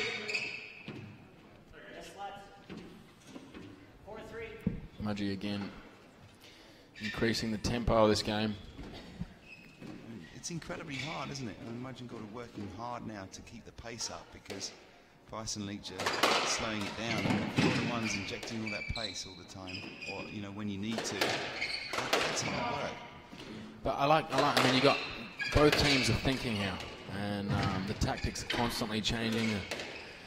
The dynamic of the game is constantly changing, and you always hear people again. Pricing. Confident shot there again. Paul Price, left wall, inside out, forehand, cross court nick. And I was saying you constantly hear people talking about these runs as Price, Leach keep one going here themselves, but you know, I mean, he's hit some amazing shots, and another one there to the feet of Mudge. So clearly the momentum with Leach and Price at the moment as they're clawing their way back into this match from a 2-love deficit, now trailing 2-1, but 6-3 up in this fourth game. An important stage of the game with momentum. What will Mudge and Gould, the world number ones, do at this point?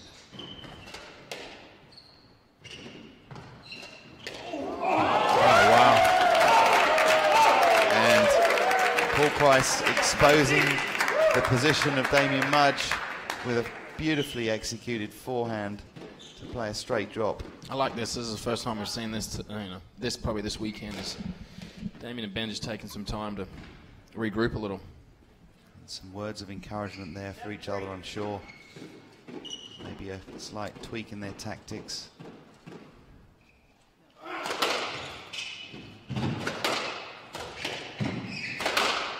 There's their tactic. Here it comes.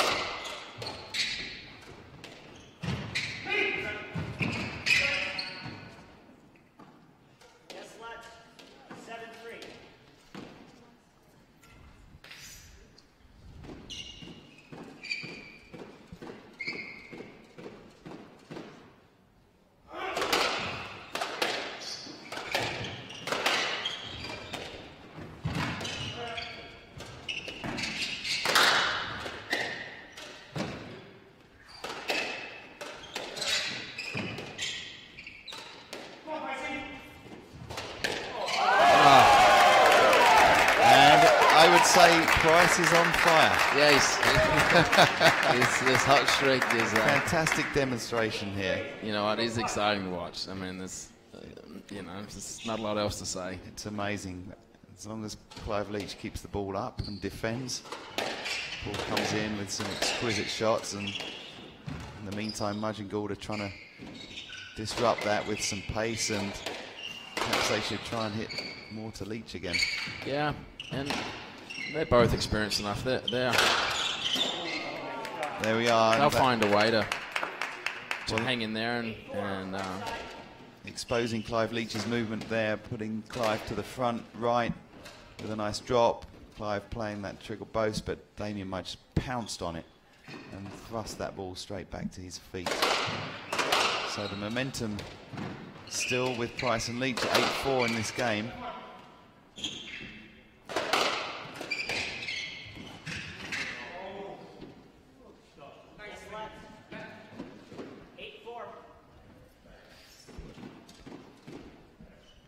So wonder if we've still got our fans in Europe watching at 2:30 in the morning now with their hot cocoa and pajamas on. If you're out there, good on you. Maybe they're going to watch the replay. But if you're watching now, there's no point in going to bed just yet. The best is yet to come.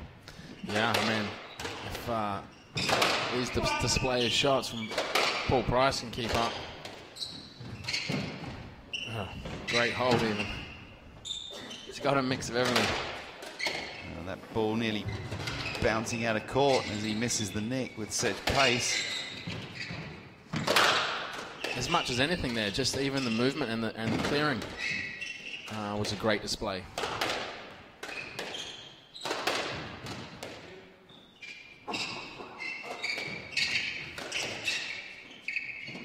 Good change up. I like that one. Haven't seen Ben do that one for a while, so I like the thought. Oh, and Damien appealing that it was down, but I think it's going to be called good. Clive Leach playing a lovely little forehand reverse there, and I think Damien was anticipating a cross-court drop. So the ball just ran away from him out of reach, and that's a crucial stage. Now 9-4, Price serving.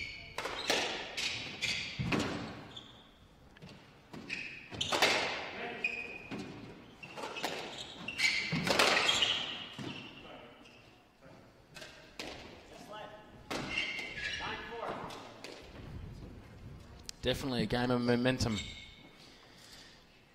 And the momentum clearly with Price and Leach again. As they creep back into the match. That's the first error from Clive Leach for a little while.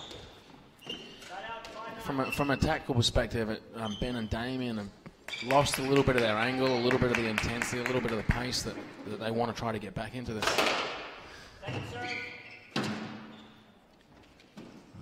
Ball just hitting the sidewall before the front wall, called as a fault.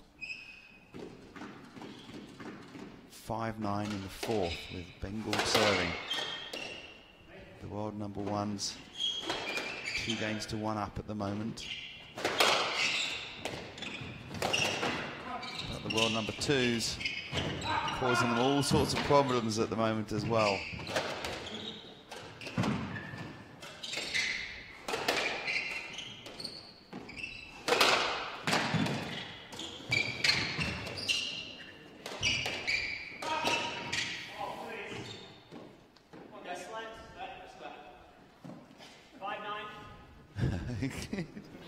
Wanted a stroke then, didn't actually deserve one. Yeah, well, I think Ben was behind him, and the ball was in front of Clive, so that wasn't going to be given as a stroke.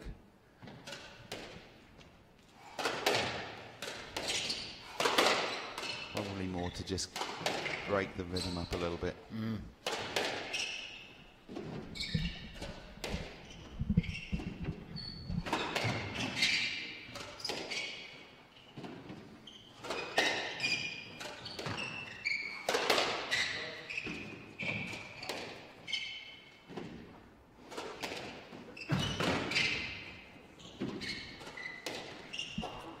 They've taken on the tactic that you suggested. They're playing more balls to Clive right now. But he's a very smart player. Oh, wow. And then that fantastic forehand drop shot there, wasn't it? I mean, the ball was... Clive took that ball, it was played short, so Ben had to have... He was kind of on his heels because he was going to have to cover a hard drive down the wall. I think that's one of the dilemmas with going too slow. Is that when you slow down the pace, you also slow down your own movement. Absolutely, and, yes. And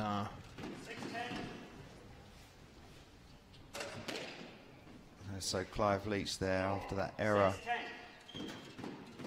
getting himself mentally prepared for what will be a big push now at 10-6 up in the fourth.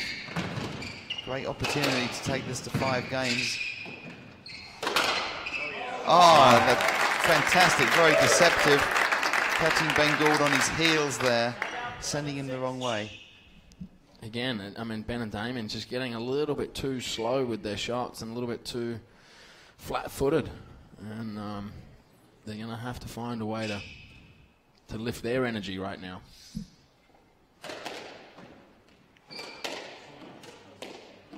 So the match passing the 90-minute mark now.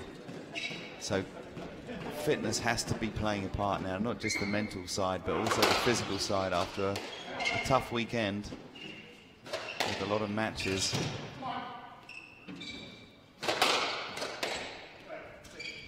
Ooh. The bit of a lazy let. Yeah, the intensity is down. It's 11-6. I think Price and Leach prefer it when the intensity is a little low. Yeah.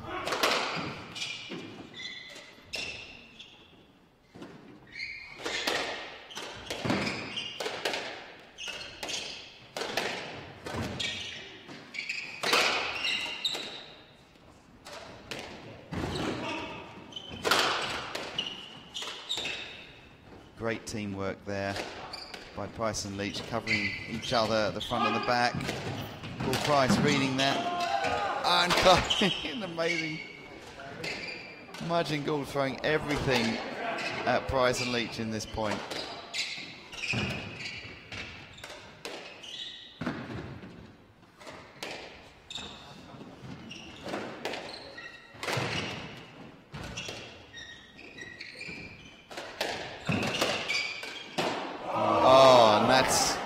A little bit casual, fantastic rally, having it all there. Mudge Gould winning it, pulling a point back to 7-11 in this fourth game. A couple of big points here. I think Damien and Ben are looking a little bit nervous, a little bit tight right now, and if Clive and Paul can keep this lead.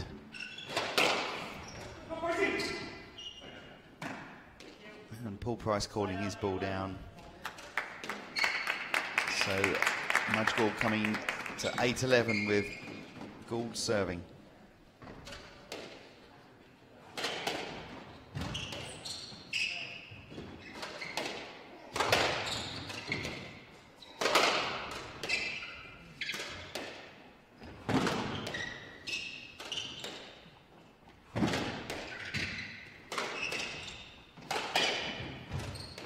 I suppose if you're winning all matches 3-love, when someone wins a game or gets to 2 games, well, it definitely changes the dynamic, doesn't it? You'd think that they may get a bit confused as well. Yeah, yeah. Yeah, but you can see, even though they're slowing the pace down, you can see that Paul and Clive don't really have to, they're not really having to retreat to the back of the court much. And so just, it's, whilst I understand their tactic, the movement of the opposition is not really happening. But there's a racket error from Paul Price, who hasn't made many errors in the last half an hour of play. But 9-11 now, and Mudge and Gould are sure the adrenaline will be pumping as they can sense the momentum swing once again. And perhaps tasting the finishing line.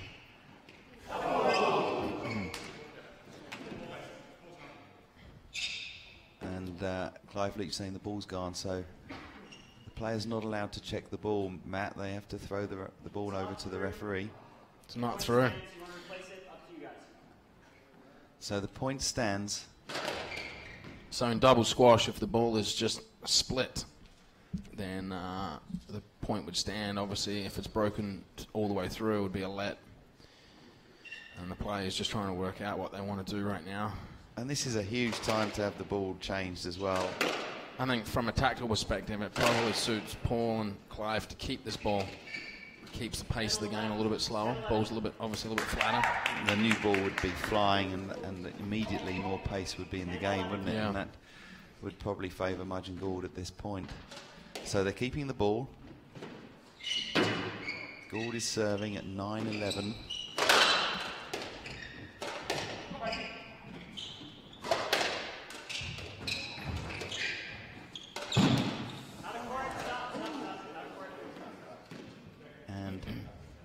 Ball being checked again, and this. I think at this point in time, I think the referee just throws them a new one. Well, this can happen sometimes, can't it? Like every point, the ball might get checked. It's your point. I think the ball Graham Bassett, the referee, announcing that he thinks the ball should be replaced, so he is making that call, I believe. So a new ball is going to be thrown in, and this makes it very interesting. Yeah, so it's 12-9, the point stands for Price Leach, and we've spoken about new ball being faster, and I think we're going to see that. We're going to see that. That being said, while I do think that tactic is more suited to Mudge Gould, it would not surprise me if either one of Paul Price or Clyde Leach hit an amazing reactionary winner. A couple of another purple patch from Paul Price. Well, I mean, look, Paul and Clive are playing very well, and I think Damien and Ben will like the newer ball, but the hands of both Clive and Paul, they can still put this ball away. Yeah, absolutely. But this is probably a good in Damien and Ben's minds. That this is probably a good thing. It gives them a chance to regroup, take the pressure off for a second, get used to, have a little hit with a new ball, warming it up, get themselves mentally prepared. I think as much as anything else as well, as much as the ball will get faster, I think Damien and Ben, with their experience, they know it's going to be faster, so their feet are going to get a little bit more active. And I think that will reignite their energy as well. So, I mean, again, this whilst it's 9-12, the game really is starting fresh from this point on.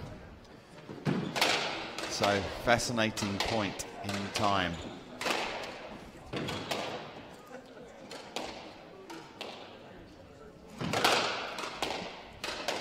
Just while we have a break, I'm just going to ask you about the Ashes. Is day 5 of the Ashes today, or did you guys make day 5? What happened? I don't know. I can't remember.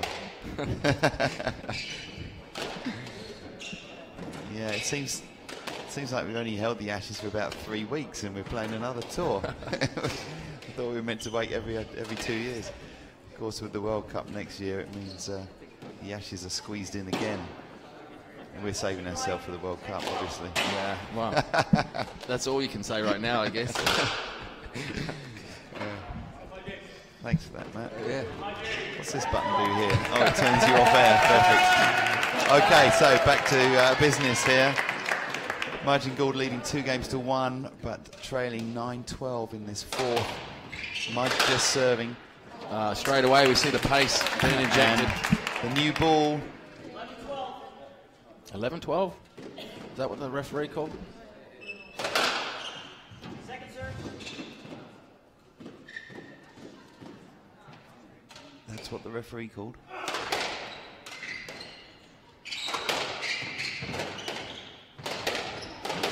So who is going to clinch the advantage with this new ball?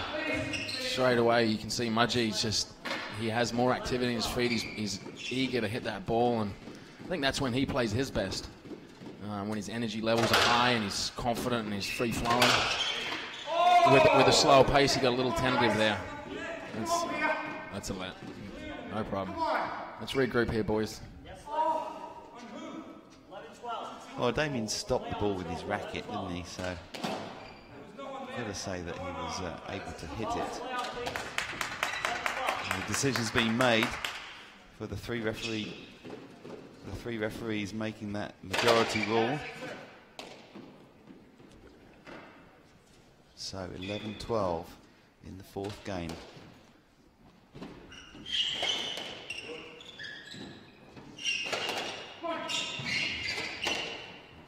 Oh.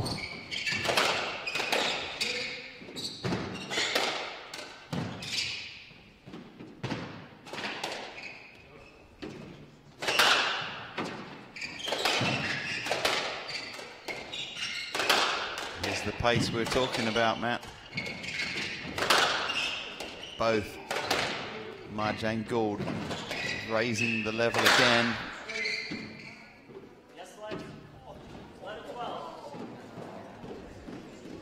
I think that's a let. There's a few oohs and ahs in the crowd, but the let's been given. was pretty straight down the wall by Ben Gould.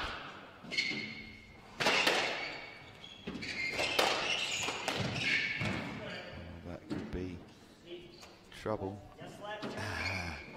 Clive Leach giving a little thumbs up to... it was a quick turnaround. He was a bit nervous, wasn't he? So 11-12. Mudge serving.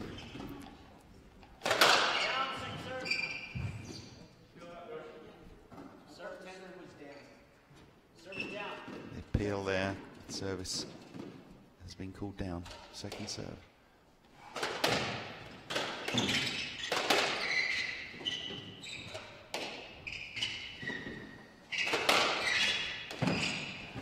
Paul Price there. Looking an opportunity to get into the rally. I've been seeing a lot of the balls at the moment.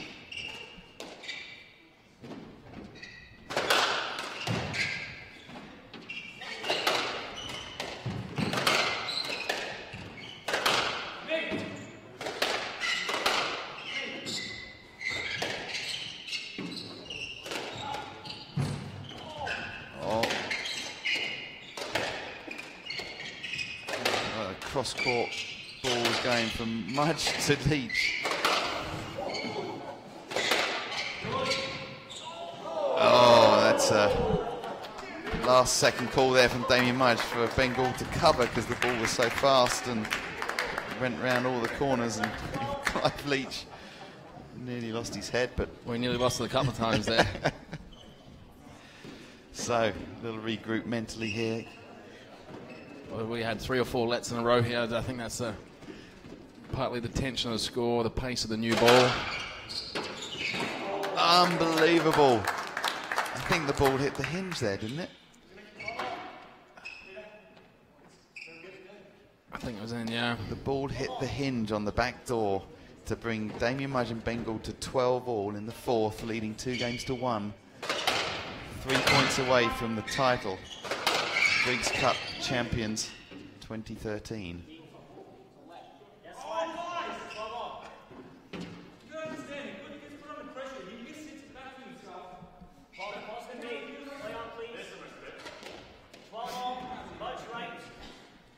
The first words that Damien Mudge has muttered, I think, the whole match. Tension's mounting, yeah. As we 12-0. We reach an hour and 45 minutes into this match.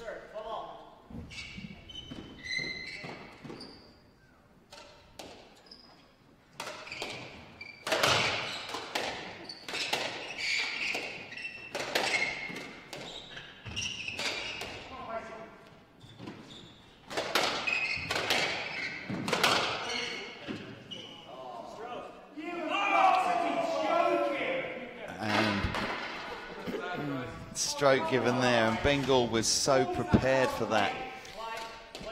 Yeah, I mean, it probably was a stroke, I say.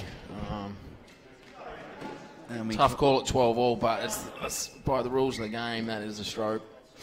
So the ball whistles past Clive Leach's ear. Ben Gould was ready to hit it, gets a stroke, and takes his team to 13-12. 2 points away from the championship.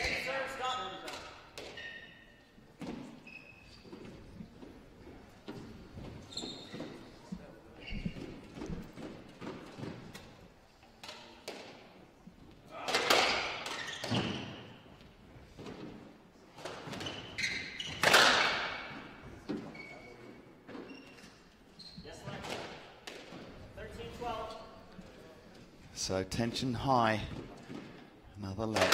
13-12. Mudge serving.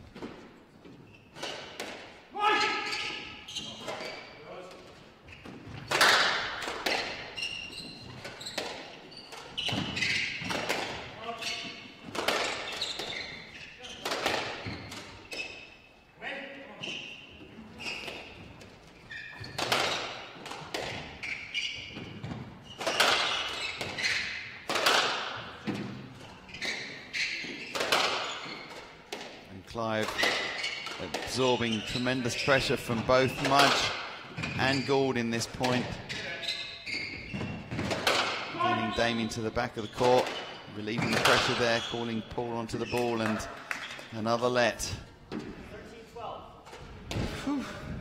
Yeah, I mean, I think as pace is fast and furious, as we said, and Damien is getting more active here.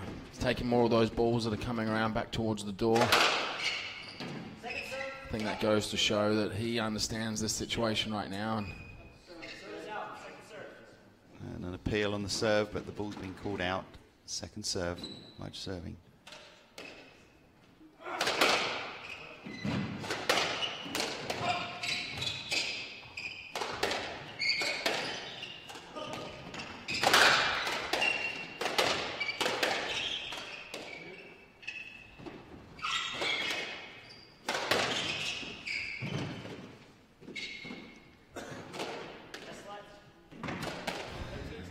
Tension remains. Massive point. Now it's Clive and Paul's turn to regroup here, rethink things.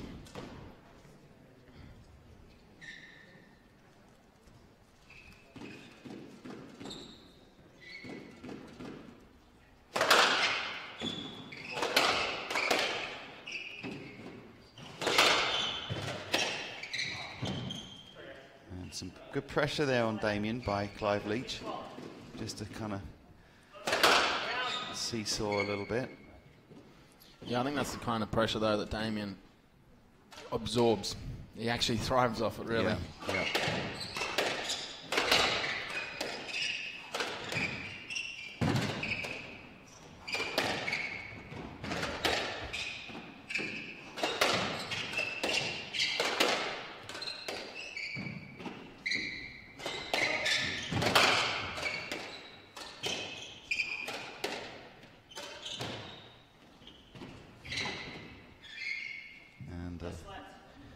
Let ball there as Paul Price wanted to take it early, but Ben Gould was blocking some of the front wall. And fault below the red line.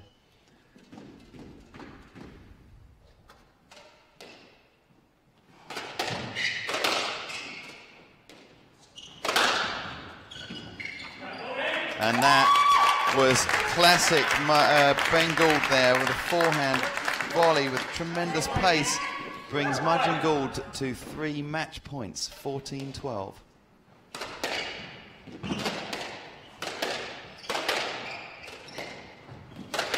Bit loose there.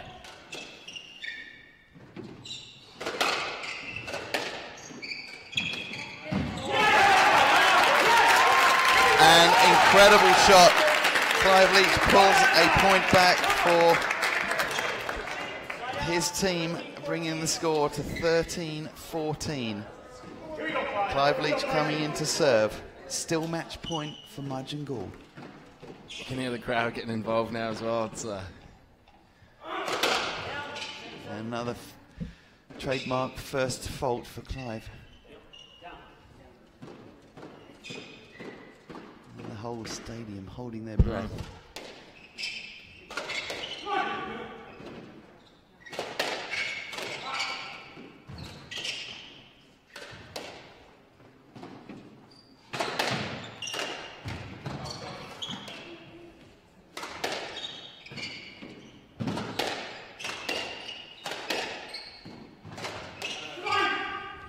Up the court for Price.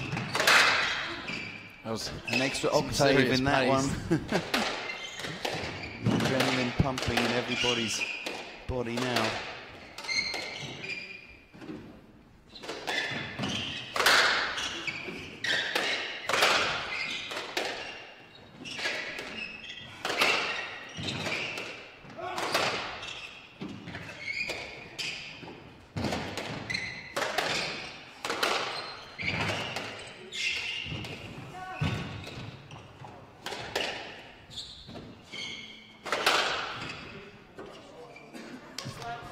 Wow. Some great gets. An incredible rally. Finishing in a let. You see the tactics right now. It's a lot of the plays being taken between Clive and Damien. Pricey anxiously waiting to get involved. And the 4th match point 13-14. Leach serving.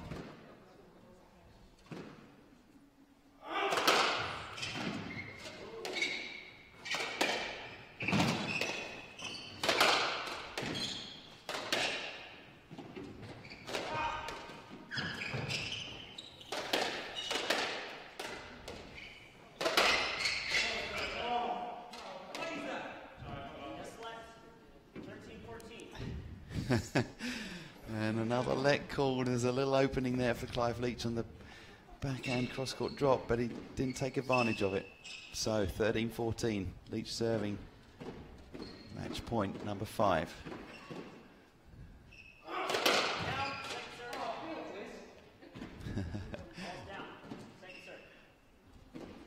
One fault.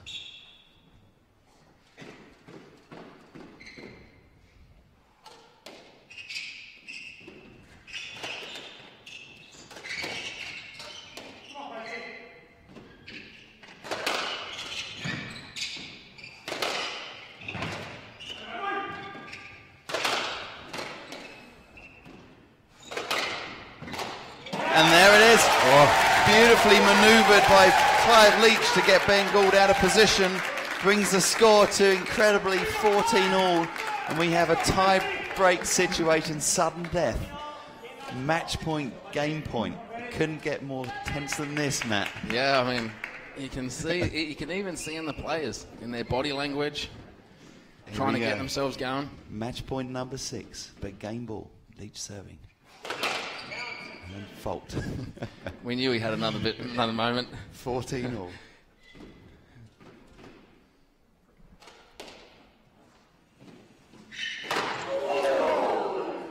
Oh dear. And Ben's just... It was a bit of a late cross. It was a late cross. It was a late cross. Ben's found Clive with a full forehand drive. And that's got to hurt. Well, the beauty of that is Clive gets to serve another fault. So here we are. 14-all, 6th match point, 2nd game point. And probably the 7th fault. Yeah.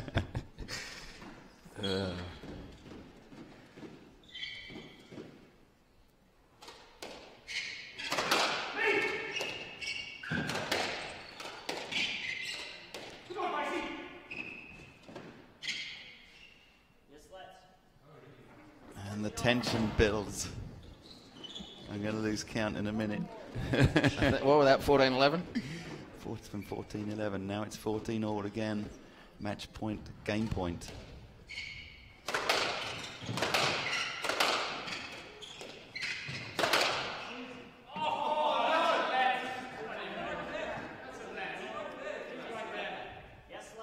Let's been given. Yeah, that would have been. And imagine got really hoping against hope that they were going to get given that free point, but it's not happening. It's 14-all. It's match point number 8, game point number 3. Leach serving.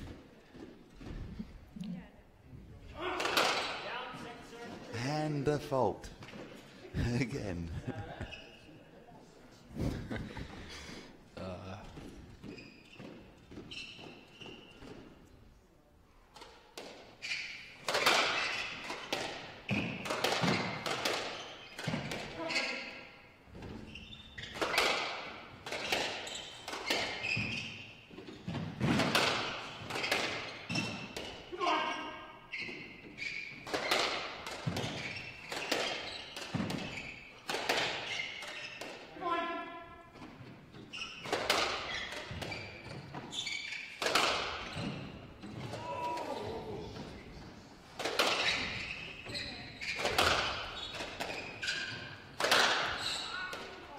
Incredible pace from Mudge.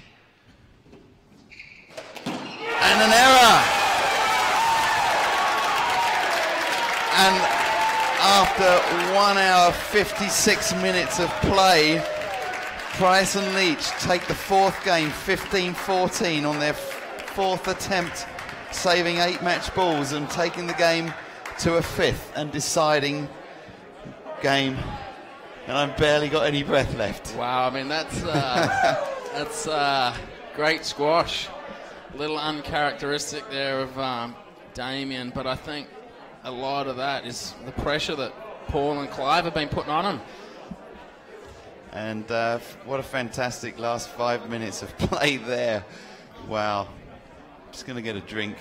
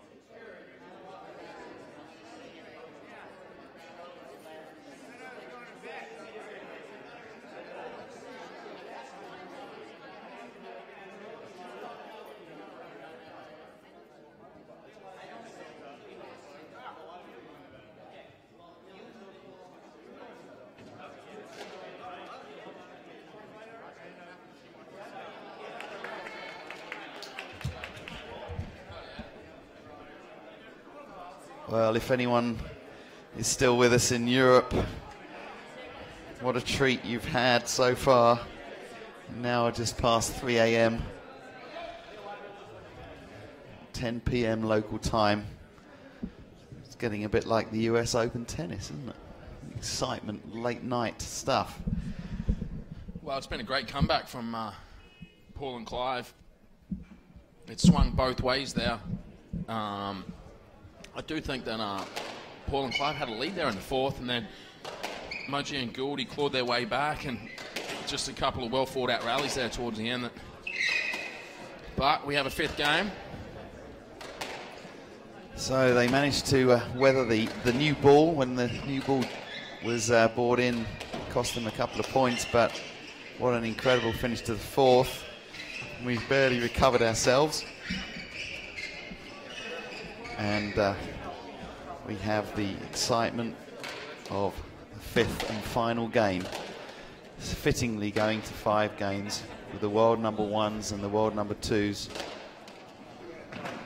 Yeah, I think this is what the crowd came to see, that's for sure. The Briggs Cup not letting us down for excitement.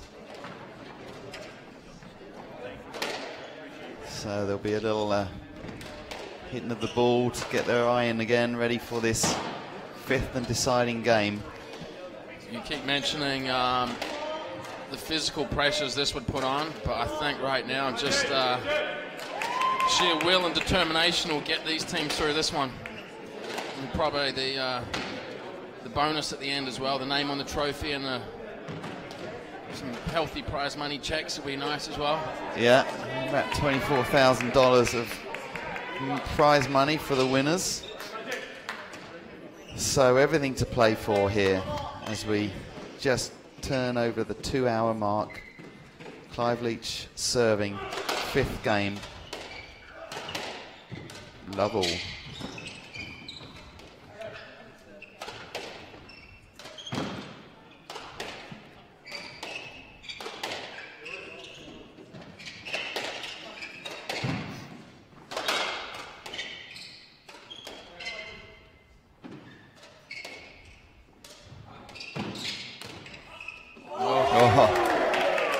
And for the first time in the match, Price and Leach take the lead. And sneaking the first point of the fifth with a miss-hit winner. Miss-hit winner. Off. Sometimes you take it any time, wouldn't you, Matt? Probably, especially the first point of the fifth game, yeah.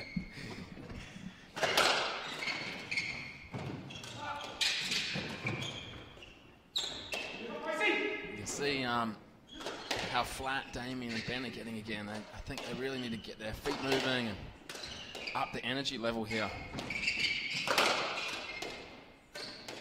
Well, they've got some nightmares to bury from the last Briggs Cup that they played in as well, haven't they? Yeah, I'm sure it's a tough memory, but just to remind everyone, they lost in the semi-finals to Manik Mathur and Ivan Barden 2 years ago in this, and at that point it was also the biggest tournament of the year, so one that they would have really wanted to win.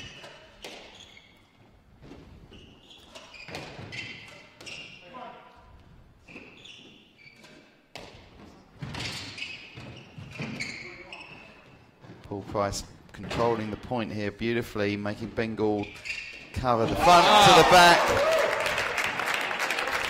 And again, deft touch to the front right there. Beautiful backhand drop shot into the Nick mat. yeah, I mean, listen, I mean, what do you say to that? He's doing it time and time again. Problem when he's at that point on the court is that he can play about 6 shots Yeah. equally well. Well, and the lob previous to it really is what earned that. So, I mean, he could very easily have done that again. He's got the angle, he's got the touch. I mean, we've seen them all tonight, so.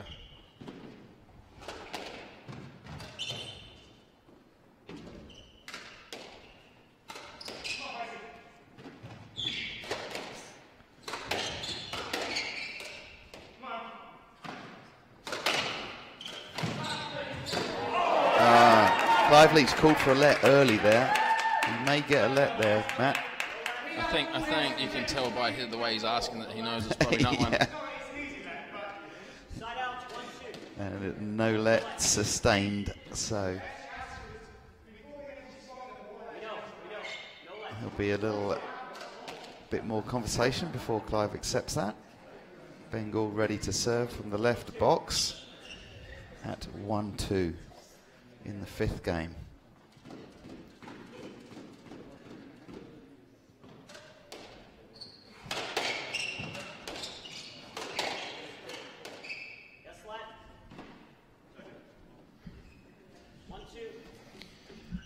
Well, look, we have definitely nerves here.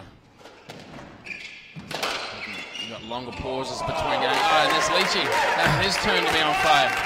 Very smart shot from Clive Leach, just back across Ben Gould at the front right, but the ball going over to the front left, catching Damien Mudge by surprise.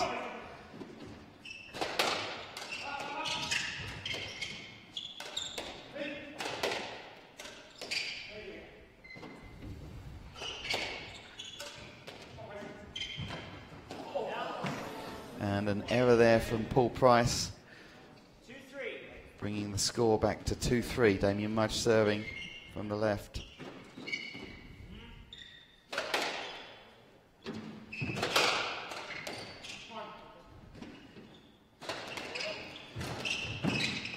It's a good get from Damien. So Damien's on his toes again. And the pace once again goes up, which always seems to favour the world number ones.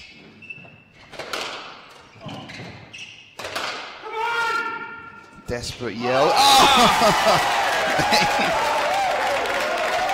Unbelievable. Desperate cry of help there from Clive Leach, and Paul Price only more than willing to provide the answer. Right. And Bengal was kind of had his eyes shut, thinking that Paul might have to just swing at it to get it back. Yeah.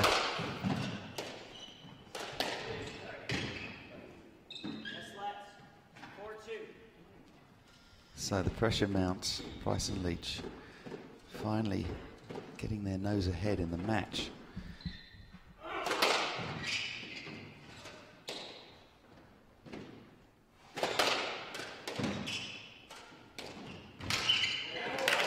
Another racket error from Ben Gould from a nice straight volley drop there from Clive Leach. That just found that angle. The ball caught the sidewall. Maybe Ben took took his eye off it a little bit.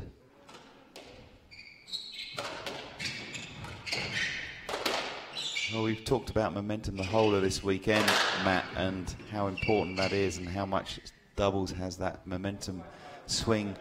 I think we've seen it all here today in this match, and now clearly Leach and Price with the momentum. Yeah, they have the momentum, and as you said earlier, I think Ben and Damien probably a little bit caught off guard here. I don't think they've really changed a lot in their tactic. Maybe Ben is not attacking as much as he would normally, and maybe Damien getting a little bit tentative. But realistically, I mean, Paul and Clive have just played great squash here, and you know, that's one of the few areas that Paul's hit tonight. And but Damien and Ben, they're not going to go away. What's made them so good for so long is they have a complete package. They have the racket skills, they have the physical requirements, but they also have the mental strength. So they're not going anywhere, and they're going to hang in there, and they'll keep working. As they're working in this rally now.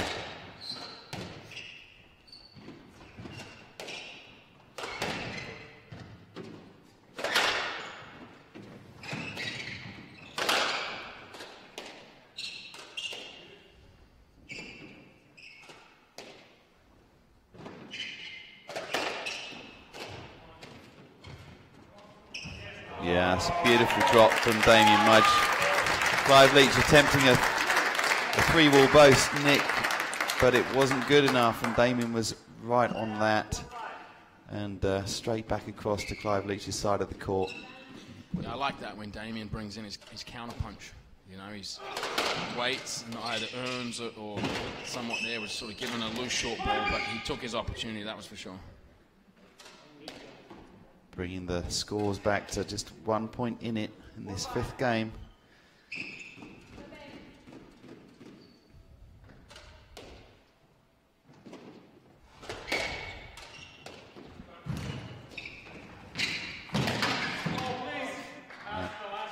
That'll be, that's going to be a stroke. That would be a stroke, but I think Ben Gould saying he asked for 1-2 shots previous to that. Much right. What's the call? It's a stroke. Thank you. No, not for you. No, I stopped the 2 shots before to ask for a stroke. I understand. You've not been given let. It's their point. That was my interpretation of your call right now. I asked for that before. That's what I stopped. So we're just trying to clarify the situation here, Ben. Here's the difficulty. I think at this point in time the decision's been made. I do think Ben asked for a let there. But unfortunately the decision's been made as a stroke for Leach and Price, and I think they have to stick to their guns there. I have a feeling once it's being made clear, they will get on and continue.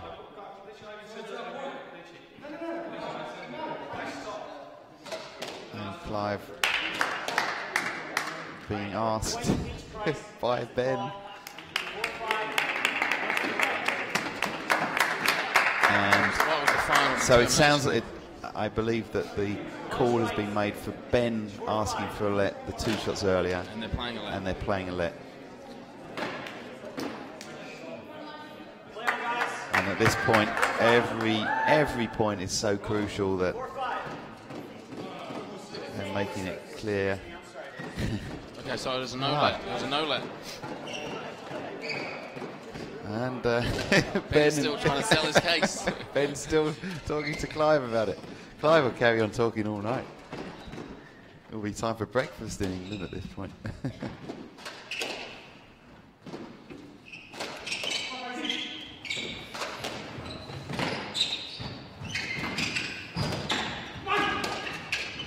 Oh, great hands there from Damien Mudge.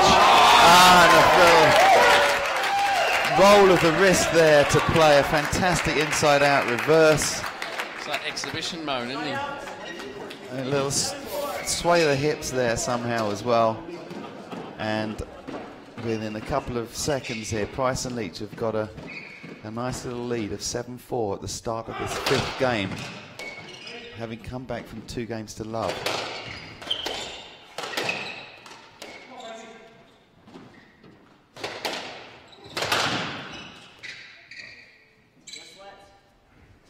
like that though from Ben. He's re-injecting his pace. He's going to go more for that front side up to the top left corner. He's been playing that all year with a lot of success, and one of the changes here has just been a little bit more tentative right now. So I like that change there.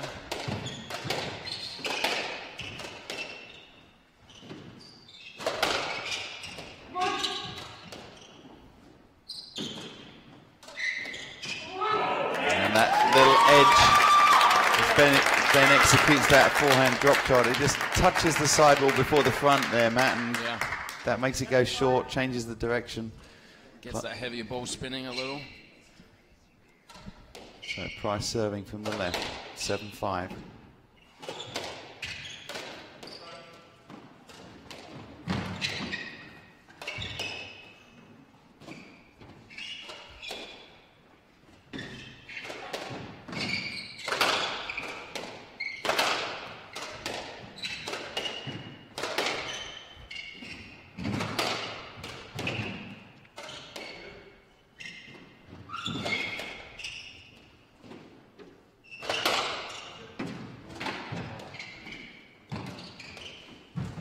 Damien going for the nick on the cross court there. And then playing a fantastic lob. Oh, an unbelievable series of shots there. 3 of them were winners, I thought. Yeah, I mean, Leachy just in great position. You know, I thought Damien hit a great shot there. Yeah, Damien hit a great lob. Paul Price just got it back, and then Damien had that amazing angle, but Clive Leach read it, countered it, and takes their team to 8-5 in the lead in the 5th. A couple of big points here. I mean, we've been saying that for 3 games now, but it's not changing. And an error from Paul Price brings the side out. So the serve goes over to the world number 1s. Gould serves from the left, deciding to play straight to Clive Leach.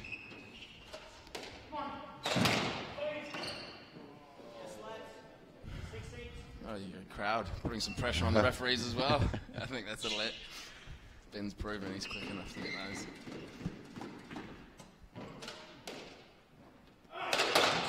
As we hit the 2-hour 15 mark in this match, still the level of play is absolutely incredible.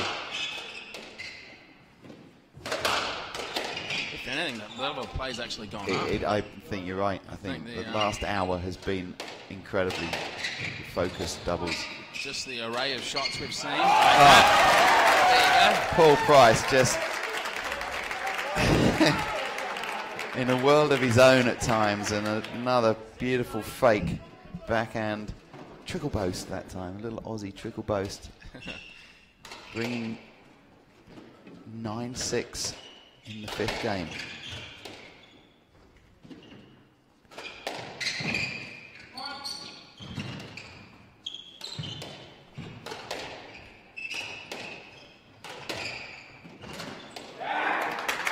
Racket error from Gould, and that has to be a little tiredness there creeping in.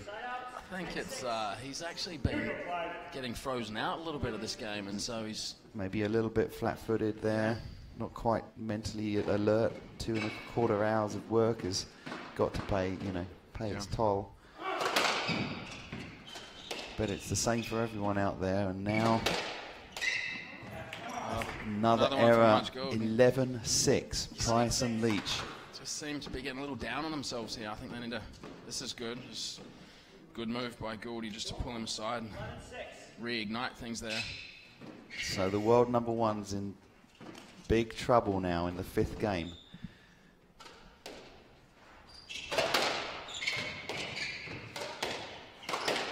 What will they pull out of their box of tricks? Deft touch from Leach, but beautifully covered by Mudge. Yeah, unbelievable. Phenomenal. Gould wants to get on that ball. I like running this. through. Look at them going. Again, great get from Damien. Yeah. Paul Price just diffuses the pressure there with asking for a let rather than trying to play that with Damien somewhat in his I'm still impressed line. with Damien's get, so I was a little bit behind on that one. Such athleticism. He's 6'4" frame and gets down so low to the ball when he needs to, Damien Mudge. And even after such a long match.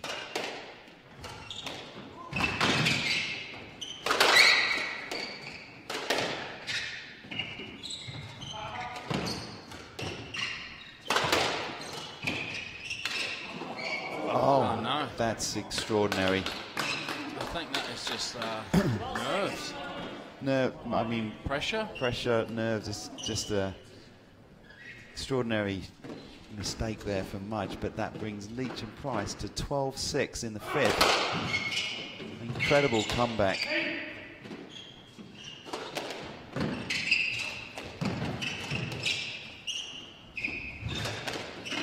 And that's great shot.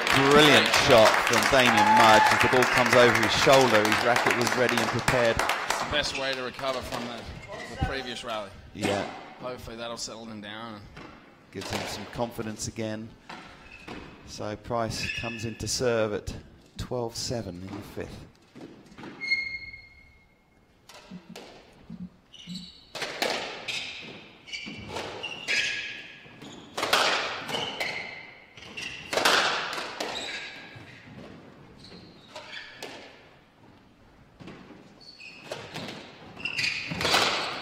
Continues to do that in reverse on the back of the court just to change it up.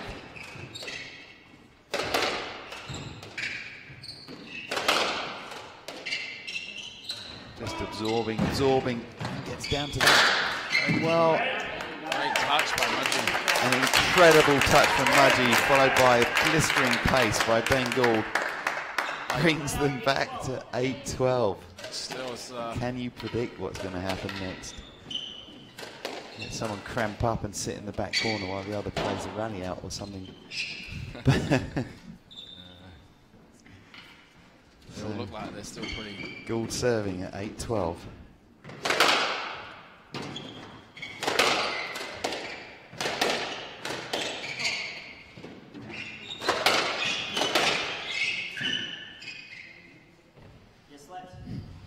I was waiting for one of Price's left wall front.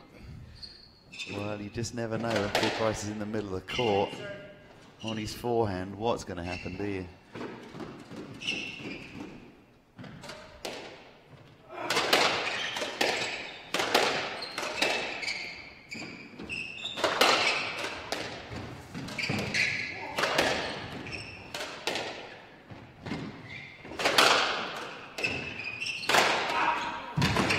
Great attempt. And the ball going right over Clive's head there. And he couldn't really, he needed to lie on the floor, I think, Matt, to avoid a stroke against him there. So after that little point to Mudge and Gould, it's 9-12.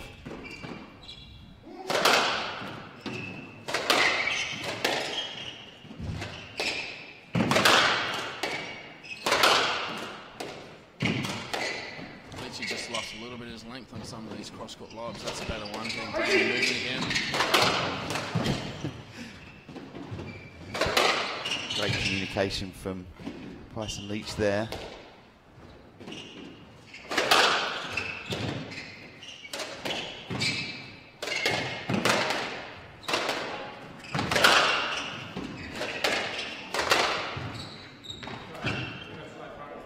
wanted that side wall. Oh, that's incredible.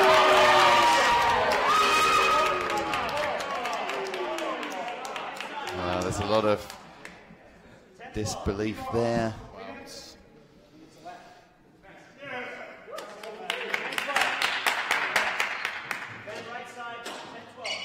And a no-let decision because Paul Price had the whole front wall to hit, basically. That has to be the reason. Well, I mean, I really think that's the reason. such a crucial stage. Every point worth a lot right now, so Gould will start serving from the left, I believe. But, from the right. And it's 10-12 in the 5th game. What have they? 12-6, 6-12, back to 10-12. A few nervy points here. And yeah, 12-7 I think it was. So the momentum's shifted again, and the nerves playing a big part.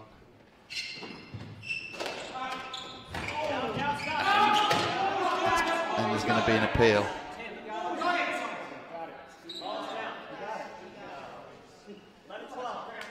It's been called down as a rolling nick. So Ben Gould, Damien Mudge,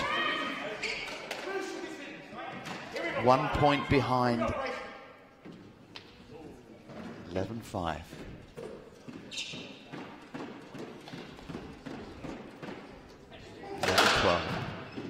First serve. 11-12.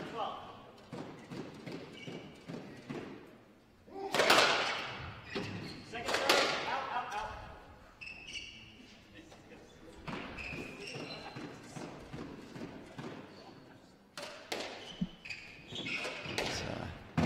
It's point almost worth 2, really, isn't it? yeah, I think Paul and Clive are a little bit flustered there with some of the decisions.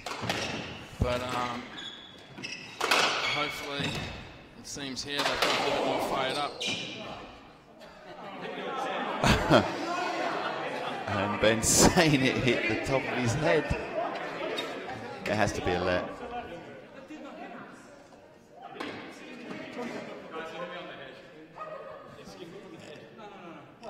It has to be a let, really. I can't see anything else being called. So let ball's given. Gould serving 11-12. Left side. And no one holding back now, are they, Matt? This is Changing either. This is going to be a hell of a few last points after a hell of a match. Yeah, it's so been a great far. match. The quality's been high, and 2 hours, 25 minutes of play. The guys have to be feeling the duration now, but they'll be digging deep and the adrenaline will be pumping.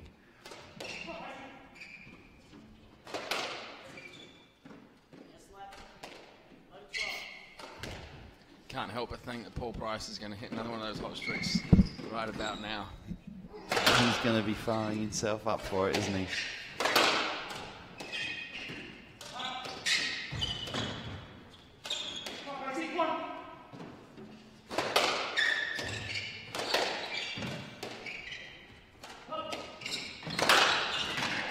Good. Yeah, that's great reach.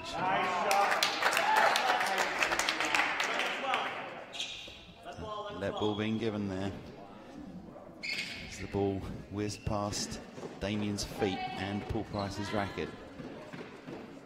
Ooh.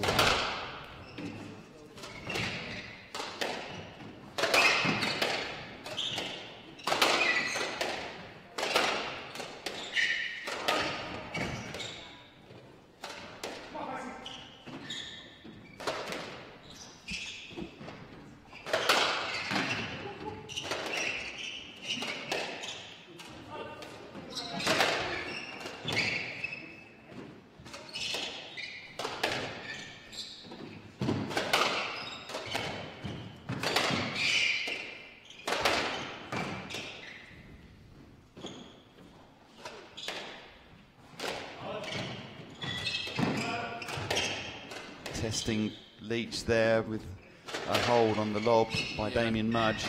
Ball movement here is back to, it almost looked like it's like the fifth rally of the first game.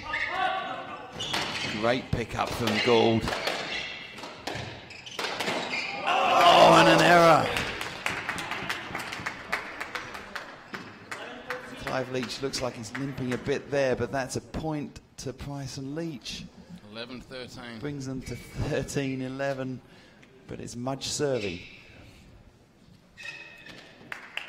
It's Mudge serving and all sorts of activity going on the court. Fifth game.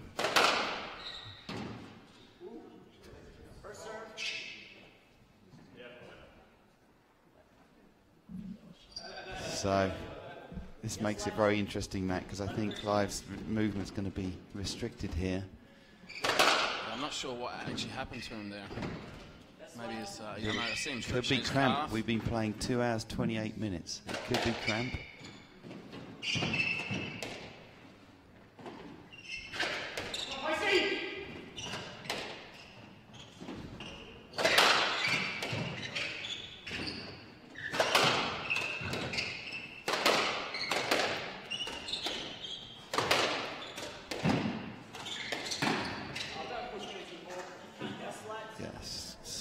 I think we're going to see a bit more questioning of calls right now.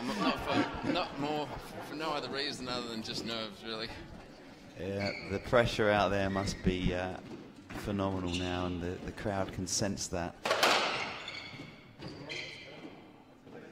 Yes, let's. 2 serves. The serve is good from Damien. Yes, let. First serve.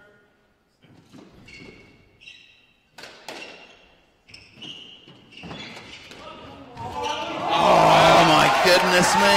And that backhand trickle blows from Clive Leach brings 3 match points to the Price-Leach partnership for the Briggs Cup 2013 championship point.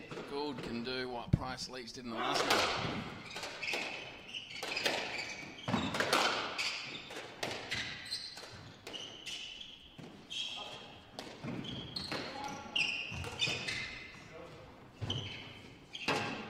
They're in trouble. Oh, here it comes.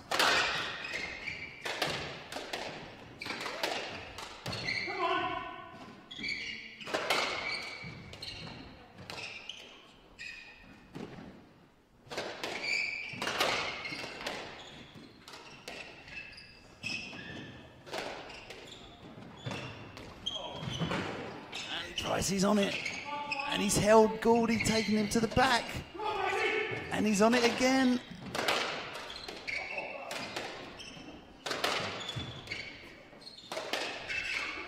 Testing Damien's reflexes. Oh, unbelievable point. But a match point saved.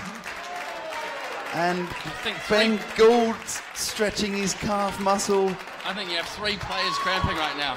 This is unbelievable. At 2 hours, 30 minutes. Clock's up. And it's 14-12. Match ball for Price and Leach. I think you have... second match ball. Paul Price, Clive Leach and Ben Gould all cramping right now. Unbelievable excitement. Yes, let. 14-12. I think the backhand straight drop would have done it there, wouldn't it? Yeah, I think that's what Paul's thinking right now. 14-12, match point.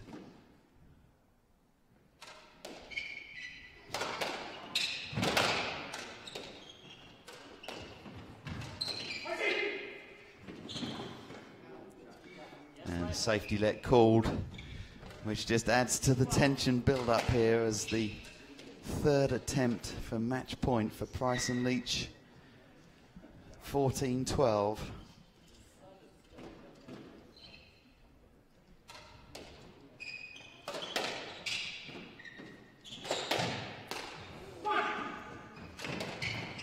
And another hold, forcing Gould to sprint to the front again.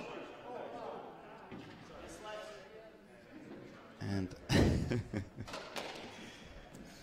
another let. Paul Price had an opportunity there, but the drop shot wasn't good enough. I like the fact, though, that he did it not to win, to move him. Yeah. And let it come to him again. Yeah. He's really going with how he's feeling. Yeah, as much as you want to win, you still got to play smart. So, 5th match point, 14-12. And there it is. An incredible match. 2 hours, 32 minutes of play. Paul Price and Clive Leach win the 2013 Briggs Cup, having come back from 2 games to love, and they're embracing at the front. What an it had everything, absolutely incredible. And there you can see final score, Paul Price and Clive Leach winning 3 games to 2, 12-15, 10-15, 15-7, 15-14, 15-12. Well, I mean, that was an incredible match by all 4 of them, and obviously Paul Price and Clive Leach very determined there. Great comeback. Well, Matt, after that, I think everyone in Europe at about 20 to 4 can go to bed, and and everyone out there, thank you so much for coming and joining us in the commentary box. Glad I could do it. Be fantastic. And as we see the famous presentation going ahead, Peter Briggs there, the man on the left of the picture, smiles from ear to ear on Clive Leach and Paul Price's face. Well, I mean, a big congratulations to those 2, and you can, I mean, even the sportsmanship of Ben Gould and Damien Mudge here, it's a tribute to the event and the players and the tour. So all the winners and finalists of all 5 draws. It's a great 5 days, almost a fortnight. And I want to thank Pierre Peterson and Steve Mandel for all their efforts in making this tournament successful.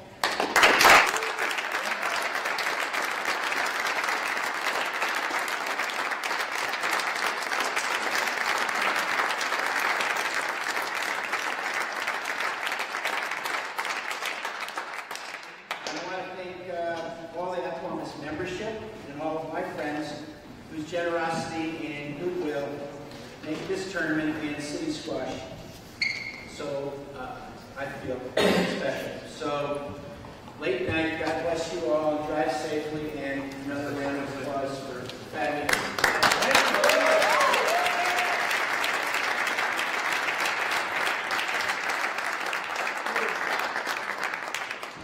I'd like to say a couple words before you leave. Thanks so much for sticking around and watching the marathon match. It means a lot to the players that to play in front of such a good crowd, and you guys are very well educated in your squash, and it shows the pro-ams.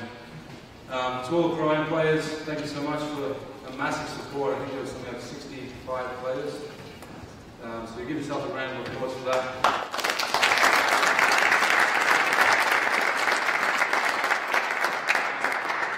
I'd like to say thanks to my amazing pro-am partner. We won 1 game. Putting it out of his way. I think that's only because I hit Mudgy in the face with the ball and he got a little pissed with me. But Ali, thanks for looking after me this weekend. You're a great guy, thanks so much. To Peter Briggs, he puts on an amazing event, the fundraising and everything that he does, and the support he gives to City Squash, and all you guys for coming on board with his vision. For it to be a $100,000 purse for us is amazing to play for that, and we hope that's the future of doubles moving forward. But Peter, his reputation speaks for itself, and thank you so much for everything you've done.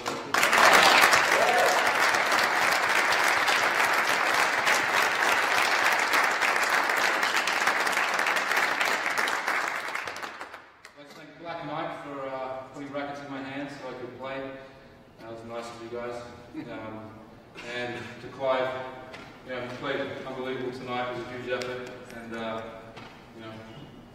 he does move right at 41.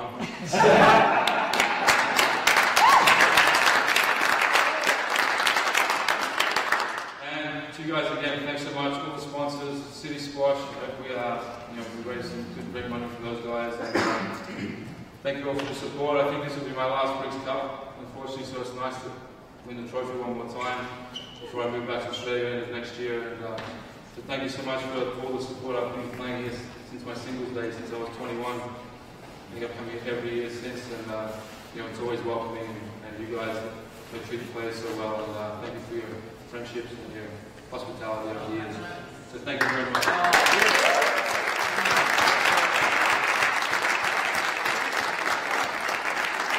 Paul Price there reflecting on a career of singles and doubles and just saying that he's not going to be back here next year.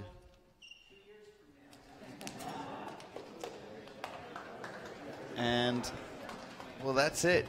So from the centre court at the Appowamis Club, we'll leave the newly crowned Briggs Cup champions Paul Price and Clive Leach to continue their celebrations.